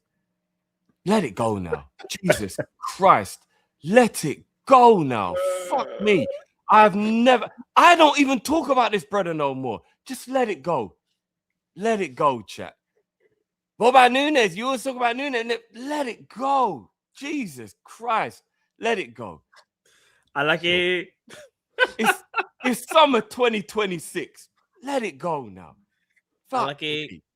Anyway, I would just be worried, guys. If we only did that, I would be worried. But to bring a player of his quality, and I guess it would be kind of worth the sacrifice, I guess. But yeah, I don't know. But to finish up, yeah, we've been loosely linked with Adam Wharton. Mm. Apparently, he is favourite to go to Man United. Man Do United. you guys worry about him going to United? Would you like Liverpool to get him? What do you think about the whole Wharton thing? Don't see how he fits in at Man United.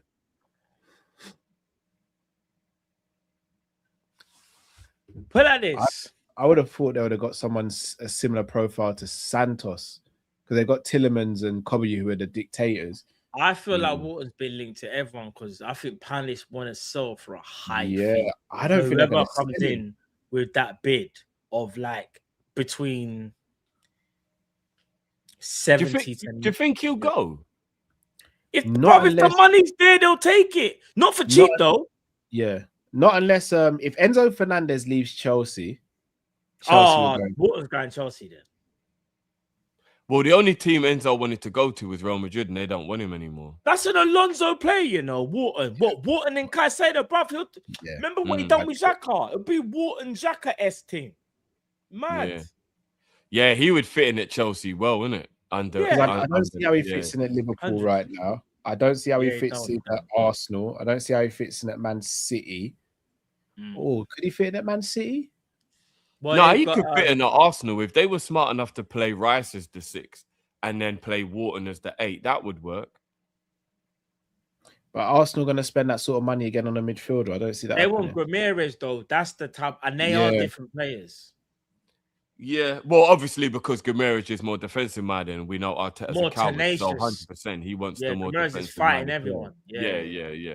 I think it could be an issue where Wharton's a quality player, but there's just no real suitor for him. What about outside the league? Can you Real Madrid could do with someone like Wharton? Yeah, they probably could.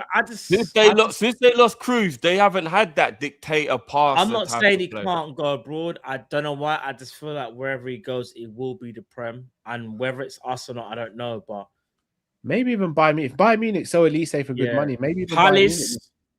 There's a reason why you're seeing Wharton loosely linked to everyone. Palace are throwing it out there. He's available. But what they are doing is, he's available, but we've seen Tonali and them man's prices. So if you want Wharton, we're letting you know you can have him. We'll take that 90 mil. Bro, if you think Palace won't take 80 mil? No, Matt, do you know what? I'll be honest. After everything they've been through, I think they would rather keep him. Nah, Palace, because they'll use that money drift. They'll use the money. Yeah, but they've lost they could a lose lot the of their key players. They want to kind of like restructure their keep. Think about it, bro. If they lose Lacroix, after losing, obviously, as a loser, they can't just keep losing their best. They can't just keep losing all their ballers, bro. Otherwise, they're gonna end up being nothing. Do you get what I'm saying? But they'd rather take that. In my opinion, I mean, I could be wrong here, but they'd rather take that money, that 90 mil, whatever they could get potentially for Wharton, and that say 60 mil they get for Lacroix. They'll bank that money and they'll go spend like a certain amount. For example, look at that, what's his name? Canvo that they bought to replace Guehi. He settled in straight away. Palace have got a good scouting system. They know they're probably already looking at Wharton. How about this? Palace will sell Wharton. They'll go buy Sangare for like 40, 45, 50. Or Tyler Morton. Palace will be patterned up. I know Palace. Brighton, Crystal Palace, and Bournemouth, they work so well in the window. You think they won't get a Sangare or something? Yeah, but I'm sure they would still rather keep hold of at least one or two of their star players. Yeah, of course. But if the money's right, though, you have to put out the money. He hasn't been linked with anyone until today, which is quite surprising, isn't it? I thought Wharton would have been hot property during the summer. Wharton's always been linked with us loosely. Been linked with Man United a little bit, and I want to say he got linked with Chelsea. He was linked with City for a little while, but then they went and got Elliot Anderson. Yeah, I find it difficult to know where Wharton would go. Yeah. Maybe Aston Villa. I mean, they've lost Tillemans and Morgan Rogers. Do Aston Villa maybe look at him? I think that would be a good move for him, actually, you know. Yeah, it would be. They've lost Onana for the season, unfortunately. I still see Chelsea getting him. If Chelsea get Wharton, it's problems. No, but can Chelsea afford with no European football to spend that much? If they've just spent 120 on Morgan Rogers, basically another 90 to 100 million. Remember, they're not in Europe. Remember, they've already sold Andre Santos, but they've probably got about 16 academy players they'll sell for 35 mil each as well that we've never heard of. Let's be players real. that you've never heard of. They've never played. We'll never hear of them again as well. It's true. It's true. Chelsea know how to spend money, bro. Trust me. Yeah. They know how to spend money. Boy, all right then, man. Let's do these supers and then wrap up the show. Big up everyone for the supers as well. Make sure you guys, I'm not going to lie to you. We got nearly 1,300 in the building, 1,100 on YouTube, and we've only got 263 likes. Guys, come on, man. What's happening? What's happening, guys? Come on, guys, man. Moving on. Close the live chat for 2 seconds. Hit that like button straight back into the live chat. Come on, guys, man. Let's get that up to 700 likes before we end the show, guys. Come on, man. What's going on? And 1,000 likes overall, guys. 1,000 likes. Yeah. Come on, yeah. Guys. It should be 1,000 every show, Cal, innit? Like every show should just be 1,000 likes. Come on, guys. I think people do forget, and I know it's really annoying. We keep saying it because I get it. It is annoying. It's tedious, but the algorithm only works with comments and likes, guys, and that's what pushes it. So please, even if you jump in the comments and just say, man, them, it's a comment. Do you get what I'm saying? Just, it helps, man. It helps. Big up Jamrock says, anyone watching the Cartel versus Movado Summervest show? Bro, it looks lit as fuck. Me and my boys were looking to go. Guess how much the tickets are? Yeah, I know. Bro, I didn't even tell you. Yeah, like, because in September, innit? 2 bills in the nosebleeds, Matt. Yeah, I know. In the nosebleeds, bruv. Will they be turned on YouTube? Nah, doubt it. I'll find but it. Do you know what a feeling it would be like to be at the Gully Gaza? Like, I know, fam. Like, do you know how lit it would be? I'm not trying to get your hopes up, but it's not over. I'll let you know from now. It's not over. What you mean, the ticket? Like, I can't say nothing because it's not over. That's all I will say. I'll put in a private chat. Yeah. But no, I would give anything to be there, man. I would give anything to be there. Rotted. Did you just hear that cat fight outside my yard? That was nuts. Big up Saint in the chat. Man, like Saint. Saint in the building. Big up Saint. Come on, family tree. Big up Josh, Cop Tribunal. You man lived in the Stone Age. No TV past 8. That sounds like prison. I had a TV on all night and music, and I was living like a king. Love Mumsy still. Music and the TV. Just burning electricity. Could never. I can't even do that now as a big man. Just burning electric. Rotted. Big up, man. Hey, Matt, yeah, see what you can do, my brother. Yeah, like I said. Josh also says, I hear you, Cal. My older sister dashed a deodorant at me. That's mad still. Calvin did worse, but I won't. I'm going to message him now, actually. As it goes. Matt got gegenpressed by his brother. That's an elite press. This is referring to, obviously, the gym thing, isn't it? Yeah. And he also says, sounds like you, man, are talking about ghosts.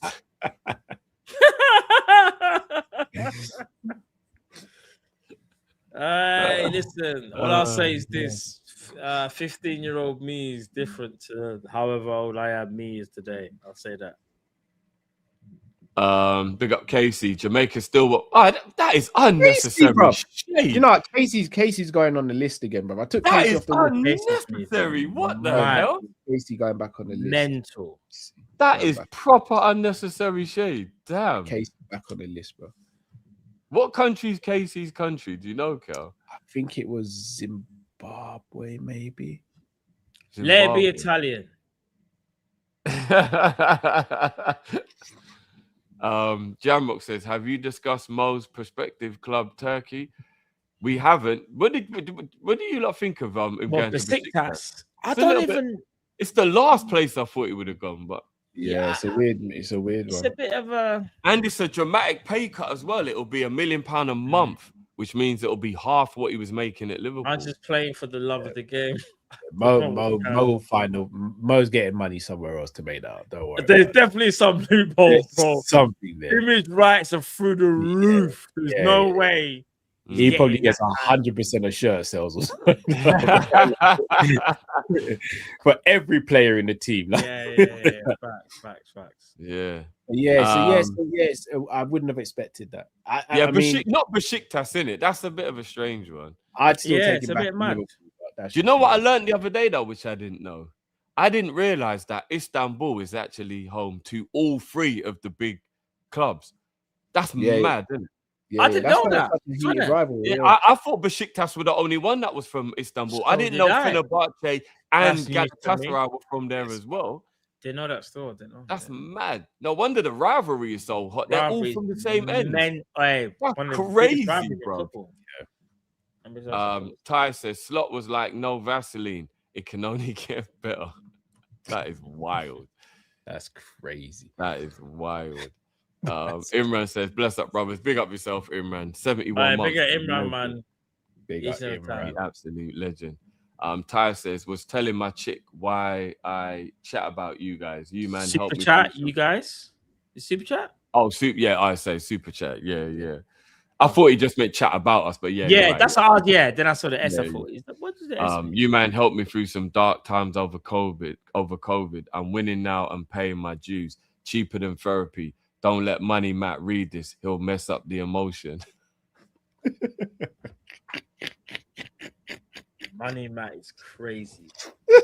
But one thing I will say, big up yourself, man. Big up to you, though, bro. Like, and again, for the people that did go through dark times during COVID, like for anyone that was able to help, including Time Soft, we're glad was able to help. And to be honest, it helped us as well because we were going through dark times. You have to remember, that situation affected everyone. Just because we're on screen, trust me, it affected us bad. When I say bad.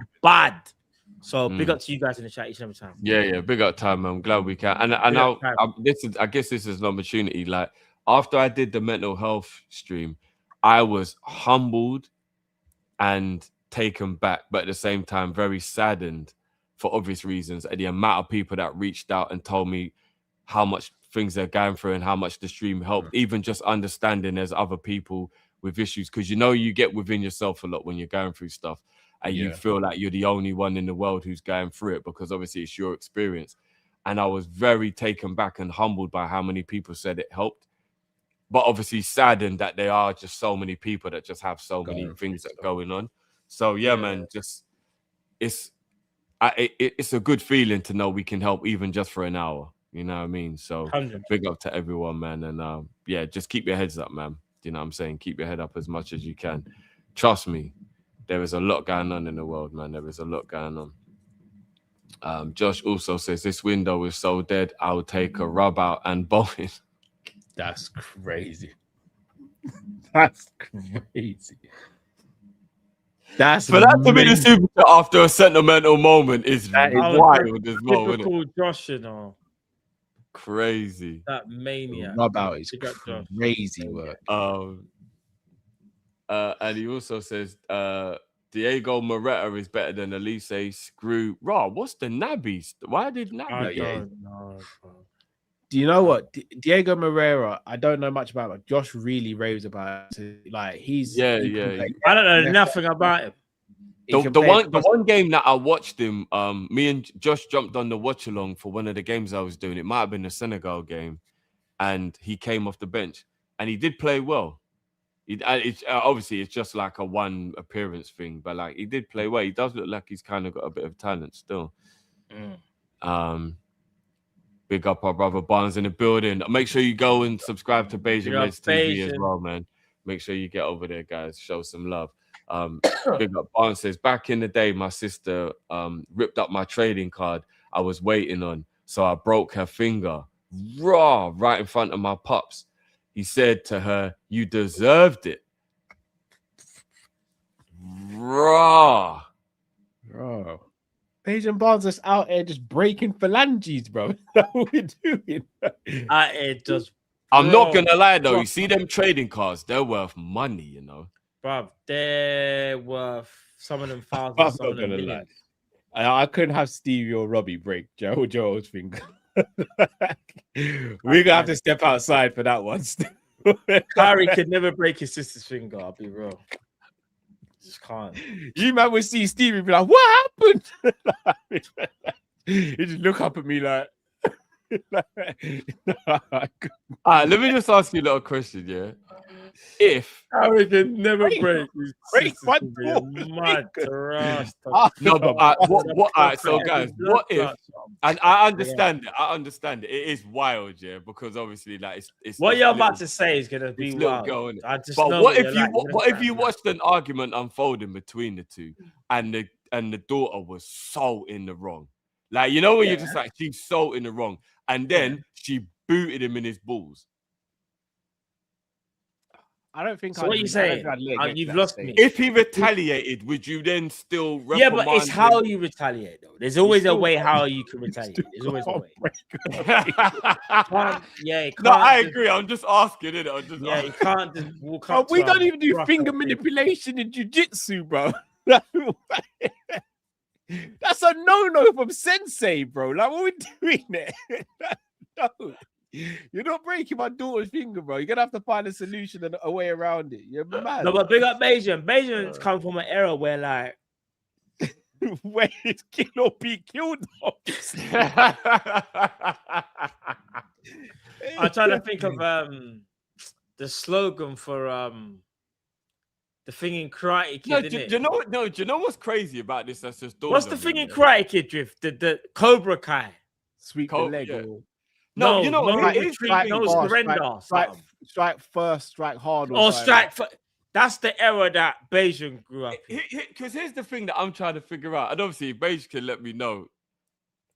Is it a thing like it turned into a little bit of a like he grabbed that? Oh my days, what are you doing? Tried to get the card off of her a little bit accidental, or is it just man just grabbed her, went the fuck you did, bang, and just broke her finger? I don't think it. Big up Bayesian. I don't think he purposely thought in his mind, I'm gonna break her finger. I'm just gonna brock it. Mad still. It sounds like Our Bayesian saying she's 9 years older than him. That's no excuse, bro. You're still breaking. You're still breaking limbs. That is mad, you know. Small joint manipulation is crazy, bro. That's what they do in like the art in the military and all that. Mental. Yeah. Small joint manipulation is crazy work. You know what? All jokes aside, Stabby, I mean, the name's wild anyway, but he does have a point. Obviously, yeah, you never let your sons beat up your daughters, but at the same time, it is good to make sure they understand they can't just do and say what they want to men. Oh, 100%. Yeah, you know what I'm saying? You know why? Because they can say that to the wrong person and get thumped up, and then I'm going to have to go to jail. Exactly. This is what I'm saying. That's all that's going to happen. I'm going to jail. That's it. Yeah. And you just want them to learn respect in general anyway. No, of course. 100%, bro. 100. Big up Jimbo says, did it affect your hair, Matt, and Cal's beard? What? Where's that come from? My beard's connected. I'm good. What were we talking about? I've lost sight of what that was about. What were we talking about? I don't know, but Jimbo's lost the plot here because my beard's connected. I don't know what. Yeah, Cal's beard is as connected as I have a hairline. It makes sense. Wow, Matt. I'm just saying. Oh, COVID. Oh, that's even more shady. That's even more shady. Bro. I'm all right still. No, I'm all right. To be fair, during COVID, I might have been doing the Mane thing. I think I was holding on back then in time. You say you're doing the Mane? I think. I was trying to remember. We're saying Sadio 19. Yeah. Well, I'm trying to remember. You know, actually, no, she was up. No. It was definitely around the time you kind of was like, you know what? Yeah, the game's up. It was around that time. Yeah, but I feel it's after because remember we couldn't go out during COVID. It would have been maybe the quad. No, but that's what I'm saying, bro. Remember the first time you ever actually did it, we were going out, so it was before COVID. It was. Was it before? Oh. Yeah. We were going outside like a pause moment. I'm not gonna lie, bro. Just the way you phrased that, you gotta be more mindful. What? We were going out raving. Jesus. Yeah. Raving? What's up? Yeah. No, bruv, I'm just saying people, how they hear that, it sounds a bit mad. But with AI, we shouldn't be scared of anything. If I said I'm outside, you're outside me. If I'm outside, you're not outside me. Outside don't mean... do you know what? This is Anyway. I'm trying to get rid of the whole culture. Yeah, we got to get past it now. It's getting out. Chat, get onto him, man. Get onto him. Too late, man. It's too late. Big up Yards every time says, Matt, help. I'm getting beat up on eFootball. Hey, Yards, I'm not gonna lie. I've been going mad on eFootball. I think I'm in the world. I'm ranked 6,000 or something. When I've got a 78% win ratio. I'm moving different. What's eFootball? What I'll do is I'll do a stream and I'll show you. What's that? Is eFootball another football game? Yeah. Some football game. It used to be PES. Oh. Same people that made Pro Evolution. It's just called eFootball. I heard it was a crap game though. Nah, bro, the gameplay is. Oh, is it good? Is it like PES? Yeah, bro. The game, yeah. Like obviously, I can't explain it to you. It's the closest thing to original PES. Better than FIFA then. Gameplay wise, yes. Content, no. It hasn't got the licenses and all that. No, there's no. Yeah, it never Still did. Merseyside Red. Gameplay wise, it clears FIFA. Like gameplay wise. You know what? I watched the video the other day, yeah, and it went through the evolution of football games. And that Cal probably won't remember this because he wasn't into games. But Matt, do you remember the GameCube version of PES? No, not GameCube. It would have been a Super Nintendo version of PES. International Superstar Soccer Deluxe. You can't fool me, bro. What a game. Oh my days. What a game. Go! That's how I used to celebrate. You don't know about I was on them games from early. I had that on SNES, bro. Had that game. Yeah. What a game, man. I'll send you the video because it was so like the nostalgia of going through like all the generation of all the football games. Like Sensible Soccer, Striker. You know, like just going through all the games was crazy, bro. It was like, it was mad. It was mad. Bro, I was a football game maniac, bro. Back in the day. Casey's back. I said what I said, Cal. Bun the list. Viva Zimbabwe. Oh, you was right, Cal. Good memory. Yeah, I've got Casey on the list. I've got him 3 times now. He said, bun the list, you know. Yeah, that's Josh says, big up you, man. Helping me. That's crazy. Josh is on a madness. Josh is like the evolution of Jamie, isn't it? Yeah. He's like Jamie 2.0. Yeah, it kind of is, though. He's actually Jamie 2.0. Wild, bro. Wild. Big up. Oh my days. Told you. I can't even read that out. I can't read that one. That's a Jamie. Josh, what's wrong with you? Insane. That's crazy. What's wrong with Josh? He also says, connect like bad Wi-Fi, Cal. 1 bar. Wow. That's crazy. Man said he's Jamie's son. I think he is at this point. Josh. That's savage. That is savage. Big up Jimbo says, big up Drift. You don't need, but you got a bears / cow. I think he meant beard. Yeah. Oh, I've got a beard. Oh, okay. I don't know. Oh, that's the reason why he didn't attack me for my hairline because but Matt's got a beard. That's what I was gonna say. That don't make anyway. No sense. Do you know what, Jimbo? I'm on your side. How does that make any sense? I've had a wait. What? Victim. You know, that's not. Yeah, this is mental. Literally just a victim every single stream. Yeah. How can I get rushed for no reason? I hear it. No, big up Jimbo, man. Big up Jimbo. Outrageous work. What's wrong with Josh? Is Josh all right? I told you, we've unleashed the beast. Is Josh all right? That's wild. That's wild. Josh, if you had something to eat today. Maybe it's that when they turn into like gremlins after midnight. Josh is moving. I don't know what's up with Josh. Josh may be mad, you know. Big up Barnes is back with Beijing Red says Drift. It was the last card I was waiting on to complete the set, and she ripped it up in front of me. So I snatched her finger and it snapped. No. He didn't say it. That sounds accidental still, though. No, he said, so I snatched her finger and snapped it. Oh, shit. Sorry, yeah, and snap. Oh, shit. The intent was there. The intent was there. That sounded very purposeful. It's not like he grabbed the hand or something and like, just like, you know, like, don't lie. Yeah, he broke yeah, that was intentional. Yeah, that was intentional. Damn. Fuck yeah, no. I big up Benjamin. Says Drift saying if we get the signings in September the 1st or on September the 1st, I was in like we can win the league. Yeah, as long as it's good signings, bro. As long as we get those good signings in 100%. You know what I'm saying? I really hope so, man. I really do hope so. Casey's back again. Big up. Says also I hope that list is all our transfer targets.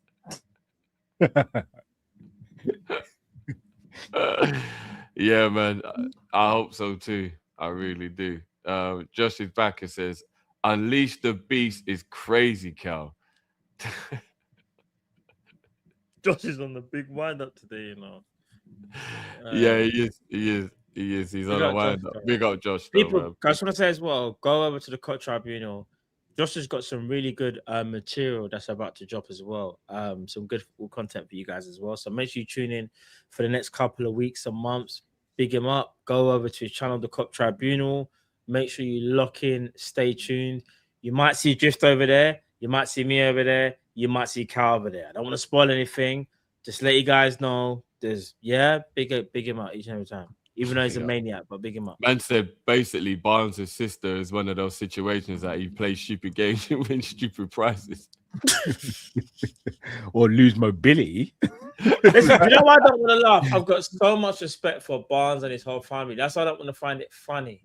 It just sounds mad. It doesn't sound mad, man. It is mad. No, it sounds mad. I got too much love for Barnes. That's why I ain't even on a laughing thing. It's definitely savage. It's beyond savage. It's crazy. I just put it this way: if I'm ever in Barbados and I've got beef, I'm calling him now, and I know it's 100%. But there's certain man in like if I'm in certain countries, I know exactly who to call, bro. Like if I'm in Liverpool, I'm calling Saint. Yeah, we know why. Yeah. If I'm in Colombia, I'm calling Kilo. What's his name? Kilo, bro. Yeah, I'm definitely calling him.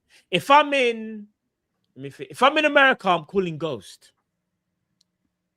Jamrock as well. I reckon. And Jamrock, but 100% Jamrock. But Saint is in Scotland, though, isn't it?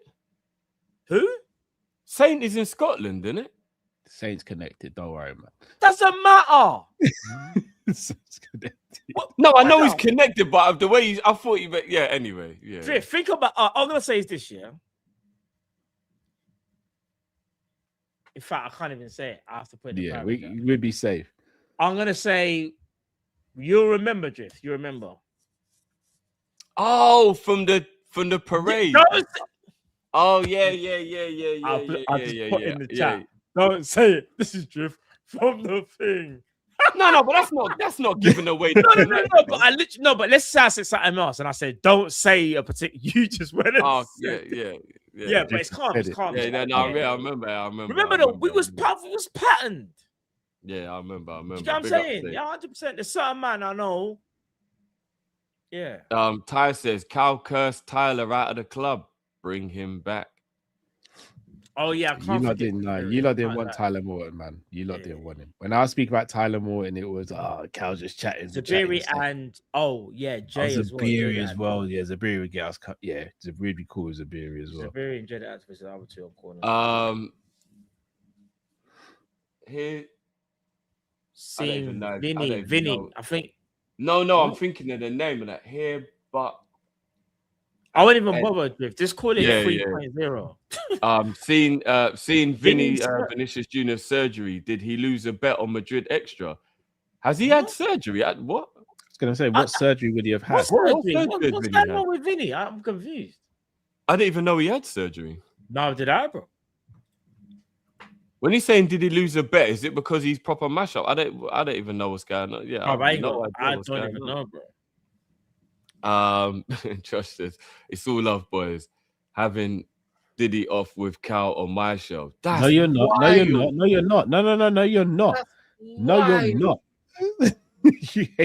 I ain't not gonna be on that show, bro. That'll be a solo video. That is crazy. How does that even go? What? I don't know because I won't be there, bro. I don't know. He had chin surgery. He had people in the chat saying that Vinny had chin surgery. What happened? What? Let me go check this out. What the hell's going on? What, did he get beaten up or something? Chin surgery? I don't know. Chin surgery is unnecessary, man. People are doing the most now. Jay says, you guys forgot about me when you're in America. Trust me, you're good. Oh, Vinny did have some type of surgery. Did he? Chin surgery? What? Bro, why does Vinny look different? Please don't tell me he's gonna done some Kim K shit. He went some chin harmonization surgery. Brother, he doesn't even look. I can't explain to you. He doesn't even look like Vinny. No, he looks actually mad. Doesn't he look like a small Francis Ngannou now? But he don't look like Vinny. Hold on, are you not telling me that he went and got vanity? No, you man. I'm gonna show it now for the big screen. He looks like a completely different person. It can't be true. But that can't be real, fam. Look at this.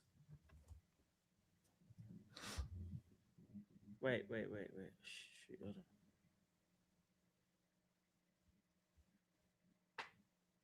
Bro, he looks like a small Francis Ngannou. Bro, he doesn't look like Vinny. No, that can't be real. And that has to be doctored. There's a picture of him on Madrid zone. Bro, that don't look like Vinny, bro. No, it kind of does. It doesn't look that Drift. I can't look at the left and look at the right and tell me I look like a different person, bro. No, but because he's got a hat on and what, like. That don't look like Vinny. No, I can't explain it to you. We know it's Vinny, Drift, but I can't explain it to you. It don't look like Vinny anymore. I know what Vinny looks like. Like, bro, this is mad. So what? Are you not telling me that he had like a hang up about his chin and he's gonna got some kind of cosmetic surgery? Bro, I don't know what's going on, man. But this is why when I say to every man, he does look a little bit like Ngannou. I'm gonna say to every man, everybody. I'm not saying if you're not comfortable with something. I'm not a creator. I'm just a normal human. But this is why I would say, like, try to be comfortable in your own skin because this is. Why does it need to do this? I don't understand. Look, do you know what's really sad about that? I'm making an assumption here, well, but this feels like I'm actually kind of annoyed by it. Like, this kind of feels like a lot of bullying. May have forced him to feel bad about himself. Let me tell you something. The masses bullied him about even his hairline and. Do you not understand the amount of times Vinny Jr. will change his hairstyle throughout the season? People won't even clock it. He's always been a bit funky, you know. Like not funky, but he's always been a bit funny, about his looks. Yeah, it's a weird one. I'm gonna be real, bro. I think racism has played a big part in that. And maybe it's just me saying that, and maybe I shouldn't say that because it's unfair. But those insecurities. I mean, damn. Yeah, that's quite sad. No, we know he's Vinny, but look, it sounds he gets a lot of hate. So I hope that isn't bullying. Yeah, I think he got the hairline done as well. Still, must have. You can't just flip in. Hey, this is big, man. Big up Josh. He just hit 80 subs. So he's saying big up you lot in the chat. Right, big up Josh, man. Big up, man. Let's get him to 100, man. Big up Josh. Yeah, facts. But yeah, that's mad though. That's kind of sad at the same time as well. Man went for chin harmonization. Yeah, that's mad. That's sad, man. If he's been bullied into the point where he feels bad about himself, that's bad.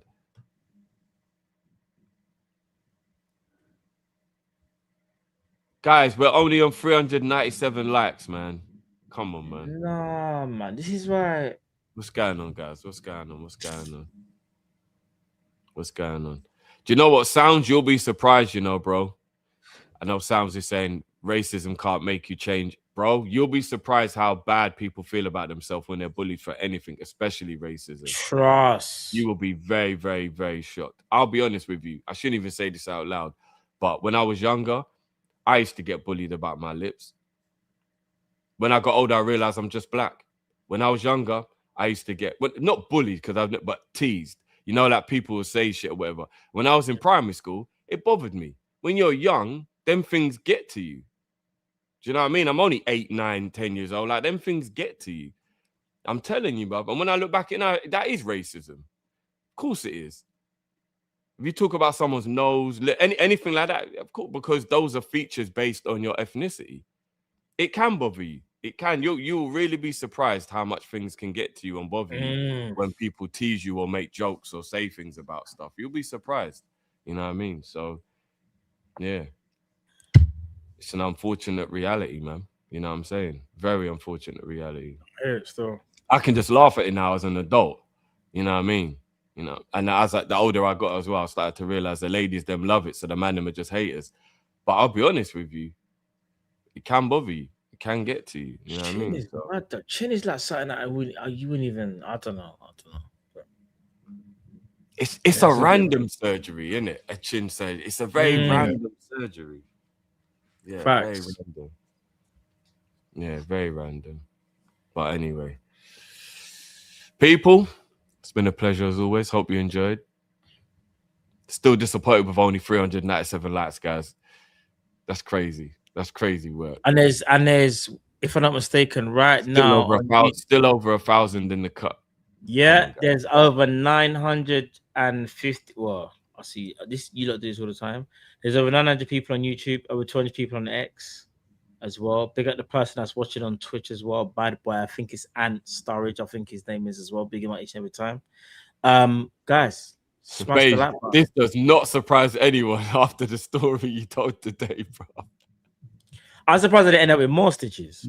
Yeah, I was gonna say that's No, Matt, I don't think you're deep in how big a cut is when you need 24 stitches. You know how big of a cut needs 24 stitches, bro? I know. that is a massive 24 stitches is crazy. That's a lot of stitches, bro. Trust me, bro. That's a whole forehead just like, you know what I'm saying? Yeah. That's a mad thing. You got. I've had stitches when I went for it's a long story. I went for a glass door, and I didn't need 24. So, yeah, bro. But no, it's been a pleasure, boys. Anything that you lot got coming up on your individuals in the next 24 hours? Yes. Got a show. I don't want to give too much details, but should have a show coming out on here tomorrow. With quite a good guest, so exciting. Cool. I've got a show coming out tomorrow that's going to expose Cal's guest for his show. Could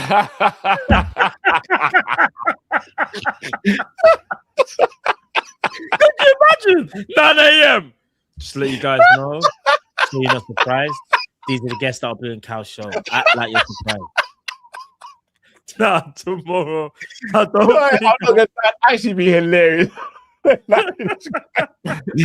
Going fully rogue would be crazy. I'm just gonna. You know what that come like? Do you remember when Nitro used to release all of the results from the pre-tape? Oh, yeah, bro, remember the Nitro Raw battle?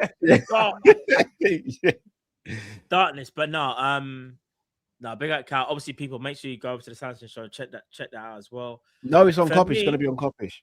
Oh, it's gonna be on Kopish. Okay, yeah, my bad. That's what I'm saying, guys. See what I'm saying? Like, we don't even know what's going on. In terms of my own personal channel, I should have something this week. Word to Yards. See how Yards is struggling on eFootball? Little pointing you in the right direction. There might be some eFootball on my channel. And some other stuff as well. But yeah, keep your eyes peeled as well, because obviously, as Cal knows, kids are off this week. In fact, kids are off for the next 6 weeks. It's a bit mad. A lot of negating. Oh, yeah. It's a lot of negating it's stuff. about to get dark. That laugh was so evil. Is that Millhouse? Is that Millhouse? Is eFootball on No, I just know how much you like hate summer holidays. It's on PlayStation and PC, it's on everything. What, PS4? Yeah, it's even on. I think it's on. How much is it? No, it's free. eFootball's free. Oh, word. No, but Cal, you have to pay for a monthly subscription to go online, though. No, you don't. Drifter. Yes, you do, Matt. You can't play online without having PlayStation Plus. Unless they've changed it. eFootball, the game is free. If you want the best players, then you might have to put up a bit of change. But you don't have to do that. You can grind the game and still achieve players. But it's not. But I thought you could only play eFootball online. I thought that was the whole point of the new one. Like you can. Oh, you're talking about the subscription, Sony PlayStation subscription. Yeah, that's what I'm saying. You have to have PlayStation Plus. You have to pay for that. That's a different. That's what I'm saying. Steve Cow, he tried to give you false information. There. No, but the game is free. No. No, the game is free, but you have to have PlayStation. For example, but in my mind, I'm thinking his boys might want to play. They can play 1v1. You can do the 1v1 thing about internet. That's what I'm trying to say. It's only for the go online. Oh, okay, my bad. I thought if you want to go online like what I do and play against whoever, then you need it. My bad. I thought you had to be online to play it. Okay. No. You can do offline. You can do offline. Okay, fair enough. Yeah. You know what? I think we've got to try and find a way to get Cal to jump in with the GTA 6 when it drops. You know, it'll be cold, man. Cal has to play GTA 6, bro. Yeah, there's no way Cal can't. There's no way we've got to get Cal involved in GT. We have to, man. Yeah, I can do the commentary for it. Nah, that's not good enough, bro.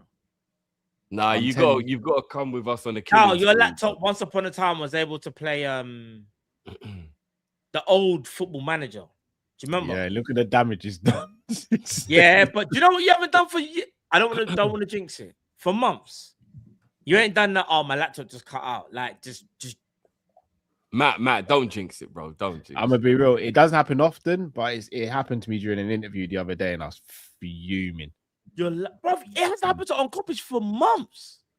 No, it hasn't. That has happened once or twice, but it hasn't happened recently for a while. So yeah, Hold on, have you lot seen this new?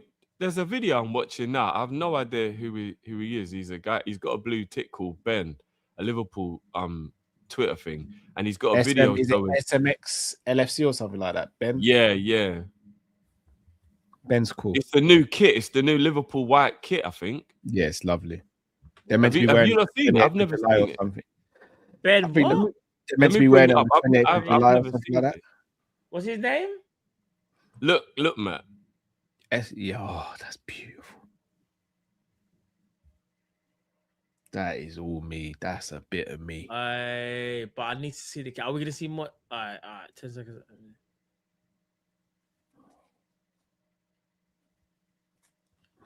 But what color or the shorts changes everything. That is nice, though. That is nice. You can't. If it's white shorts, it's a joke thing. If it's black shorts, it's calm. Can't be white shorts though. It don't make sense. It can't be. It might be maroon shorts, maybe.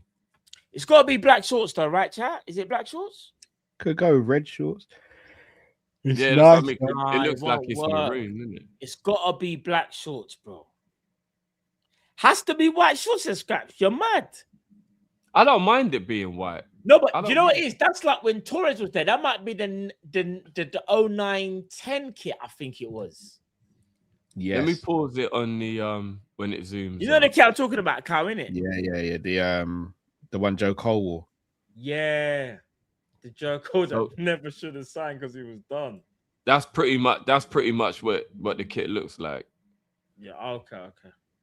Torres wore it actually, if I remember correctly. Yeah, Torres wore his kit. Yeah.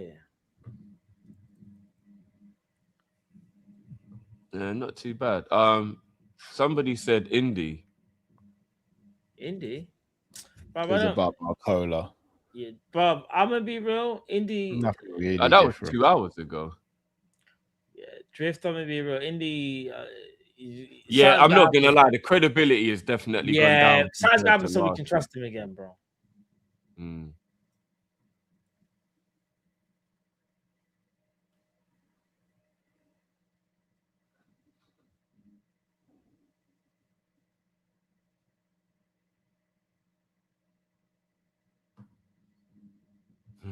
See what I'm saying? Like, it's just, bro. Yeah, we'll see. We will see. Yeah, it's not. I won't believe it until I see it. You know them ones. 100. Hold on, a couple more supers. Josh also says they can't 1 versus 1 because Cal didn't buy the second controller. They have to. My nephew gave it. That doesn't even make it better, Cal, because it's like, would you have left them with just 1 pad if your nephew hadn't? I would no. Do you know what? I'm gonna stick up for Kyle. I would have given Kyle one of my pads for the. I appreciate 100%. 100%. I've got a spare pad. And Jamok says, "Oh no, maybe it is on YouTube." You know, Jamok saying if you go to YouTube, you can watch the Reggae Summerfest. I didn't even know that. Still, I didn't know it was on YouTube. I'm gonna definitely go. I don't know the things in because one of my brothers. I swear she said like September, innit? September thing. But yeah, that would just gas me up though watching that. Yeah, I'm gonna see my bedroom tomorrow. Remember, I told you I'm gonna see. Yeah. I'll be. You know what's crazy? We laugh when we joke at Cal, yeah. But having a PlayStation 4 at 6 years old is still pretty phenomenal. It's phenomenal. I'm not gonna lie. It actually is. It actually is. Having a PlayStation, having a P4 is phenomenal. It is. Yeah, having a PlayStation right now. Be blessed. But you know why? PlayStation prices across the board are mental. Matt, you know what it is? They know that everybody's gearing up for GT, innit? They know. I'll say this one thing here. When I got my PlayStation 5 when it first came out on release day, I paid £450. My same PlayStation, which should have gone down in price, is now £550. You know, little bit of Cal's soul died when he heard you say. Not only that, from the start of Cal's like, you paid what? No, listen, I was getting my P5 release there, but hear me now. This is the more important thing. I think it is January 2028. Sony will stop selling discs for any games. It will all be digital. Which I think is scandalous. Bro, prices, everything's going up. The fact that my PlayStation, my same PlayStation 5, has gone up 6 years later tells you we're in the end game. We're in the end game, people. Because like Drift said, I don't even know how Drift does it. I don't even know how Drift goes to M&S, because I'll be real, them prices, everything is going up. But chat, I'm going to be real with you, we're in the end game for prices, like just in general. You don't know why I'll go. Did you not see them cinnamon yum-yums? How about this? In about 5, 6, 7 years' time, you see money, printed money, it'll be digital. They're gonna get rid of printed money. Remember, I told you. Yeah. They're getting rid of it. They've been doing it they've been wanting to show you from time. Everything's digital. They don't want you to go to the bank anymore. There's one bank in your area. They tell you to go online banking. I promise you, the whole world is turning digital. And you know the worst thing about it? Remember, I sound like a maniac when I say this, but I'm just saying. Remember when we was walking home after my birthday, Matt, and we were talking about it?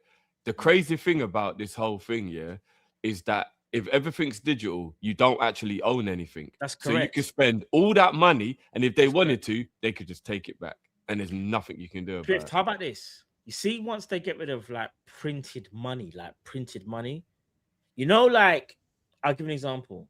I'm not trying to scaremonger people, but it kind of is. It kind of just make people aware, I guess. Just quickly. All right, so printed money's gone. So obviously, it's what's in your account, yeah? What's in your account is what the government is showing you. What's in your account, like that's the money that you have. What happens if there's a problem with the government and you can't access that money? You think they're gonna go to little old you, one out of a trillion people that's gonna go, we're gonna go sort out your account? They're not going to bother. If there's some type of problem with whatever, that's your money stuck. Yeah, you're just cooked. It's just digital. It's all digital. This is bro, it's mad. I'm not even like a conspiracy person like that. And I know it sounds like I am, but I just think logically, when you own something physical, this is my phone, it's physical. Like I own it, it's my phone. For you to take it, you have to take it physically off me. But you see, when you do things like anything digital, theoretically, it's kind of you do own it, but there's loopholes. What I'm saying is there's more loopholes when it comes to the whole digital theory. So, yeah. Yeah, man. Scary times. Very, very, very scary times. But anyway, let's try and end on a good note. So, Jamrock says, Turkish league might just be Salah's level now. I don't know. I think Salah still could have gone to Spain or Italy, I think. But that's just me. Tom, I don't think we've ever had a super chat from Tom Percy before, have we? Or is it just me? Big up. Are you going to Bromley versus Liverpool under 21s? 5th of August. I might run that, you know. I didn't. What, at Bromley? Yeah, like, is it going to be actually at under 21s?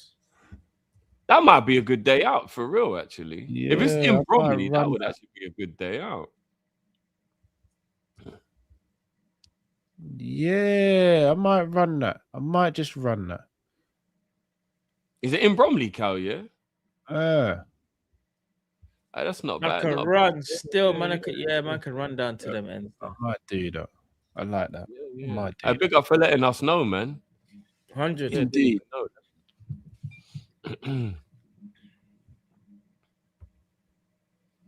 But yeah, anything else you guys want to say before we take the people out? Big up everyone as well. Everyone enjoyed the show. Just big up to everyone, man. Appreciate it. 100. Appreciate everyone. 437, almost at 500. Come on, guys, let's get that to 500. Almost there. Almost there.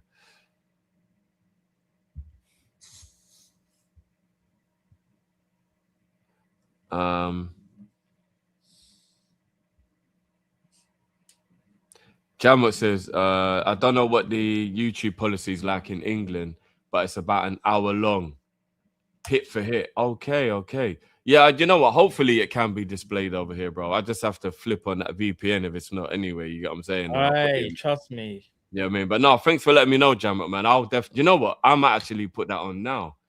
No, I need to be more awake for that because that's going to hype me up. Yeah, it's a bit late now, isn't it? Yeah, that's going to get me gassed up. Real. But no, big up. I've seen everything online and all that, and I'm not going. When they all came out with the valleys on and all that, I was just like, and you know what? It is so good to actually see Cartel looking in better health now because you know he was dying in jail, right? They weren't giving him the medication or anything. So it's actually really good that he's in like good health now. You can just tell he's just like healthier and all that. Do you know what I mean? So, yeah, man. And even though this is super toxic, shout out to everyone who said that I was wild for bigging up Rodri, innit? World Cup Player of the Year and a Ballon d'Or winner. It's just mad out here, innit? People, big up your damn selves each and every time. We'll catch you in the cut. We're out of here. Peace.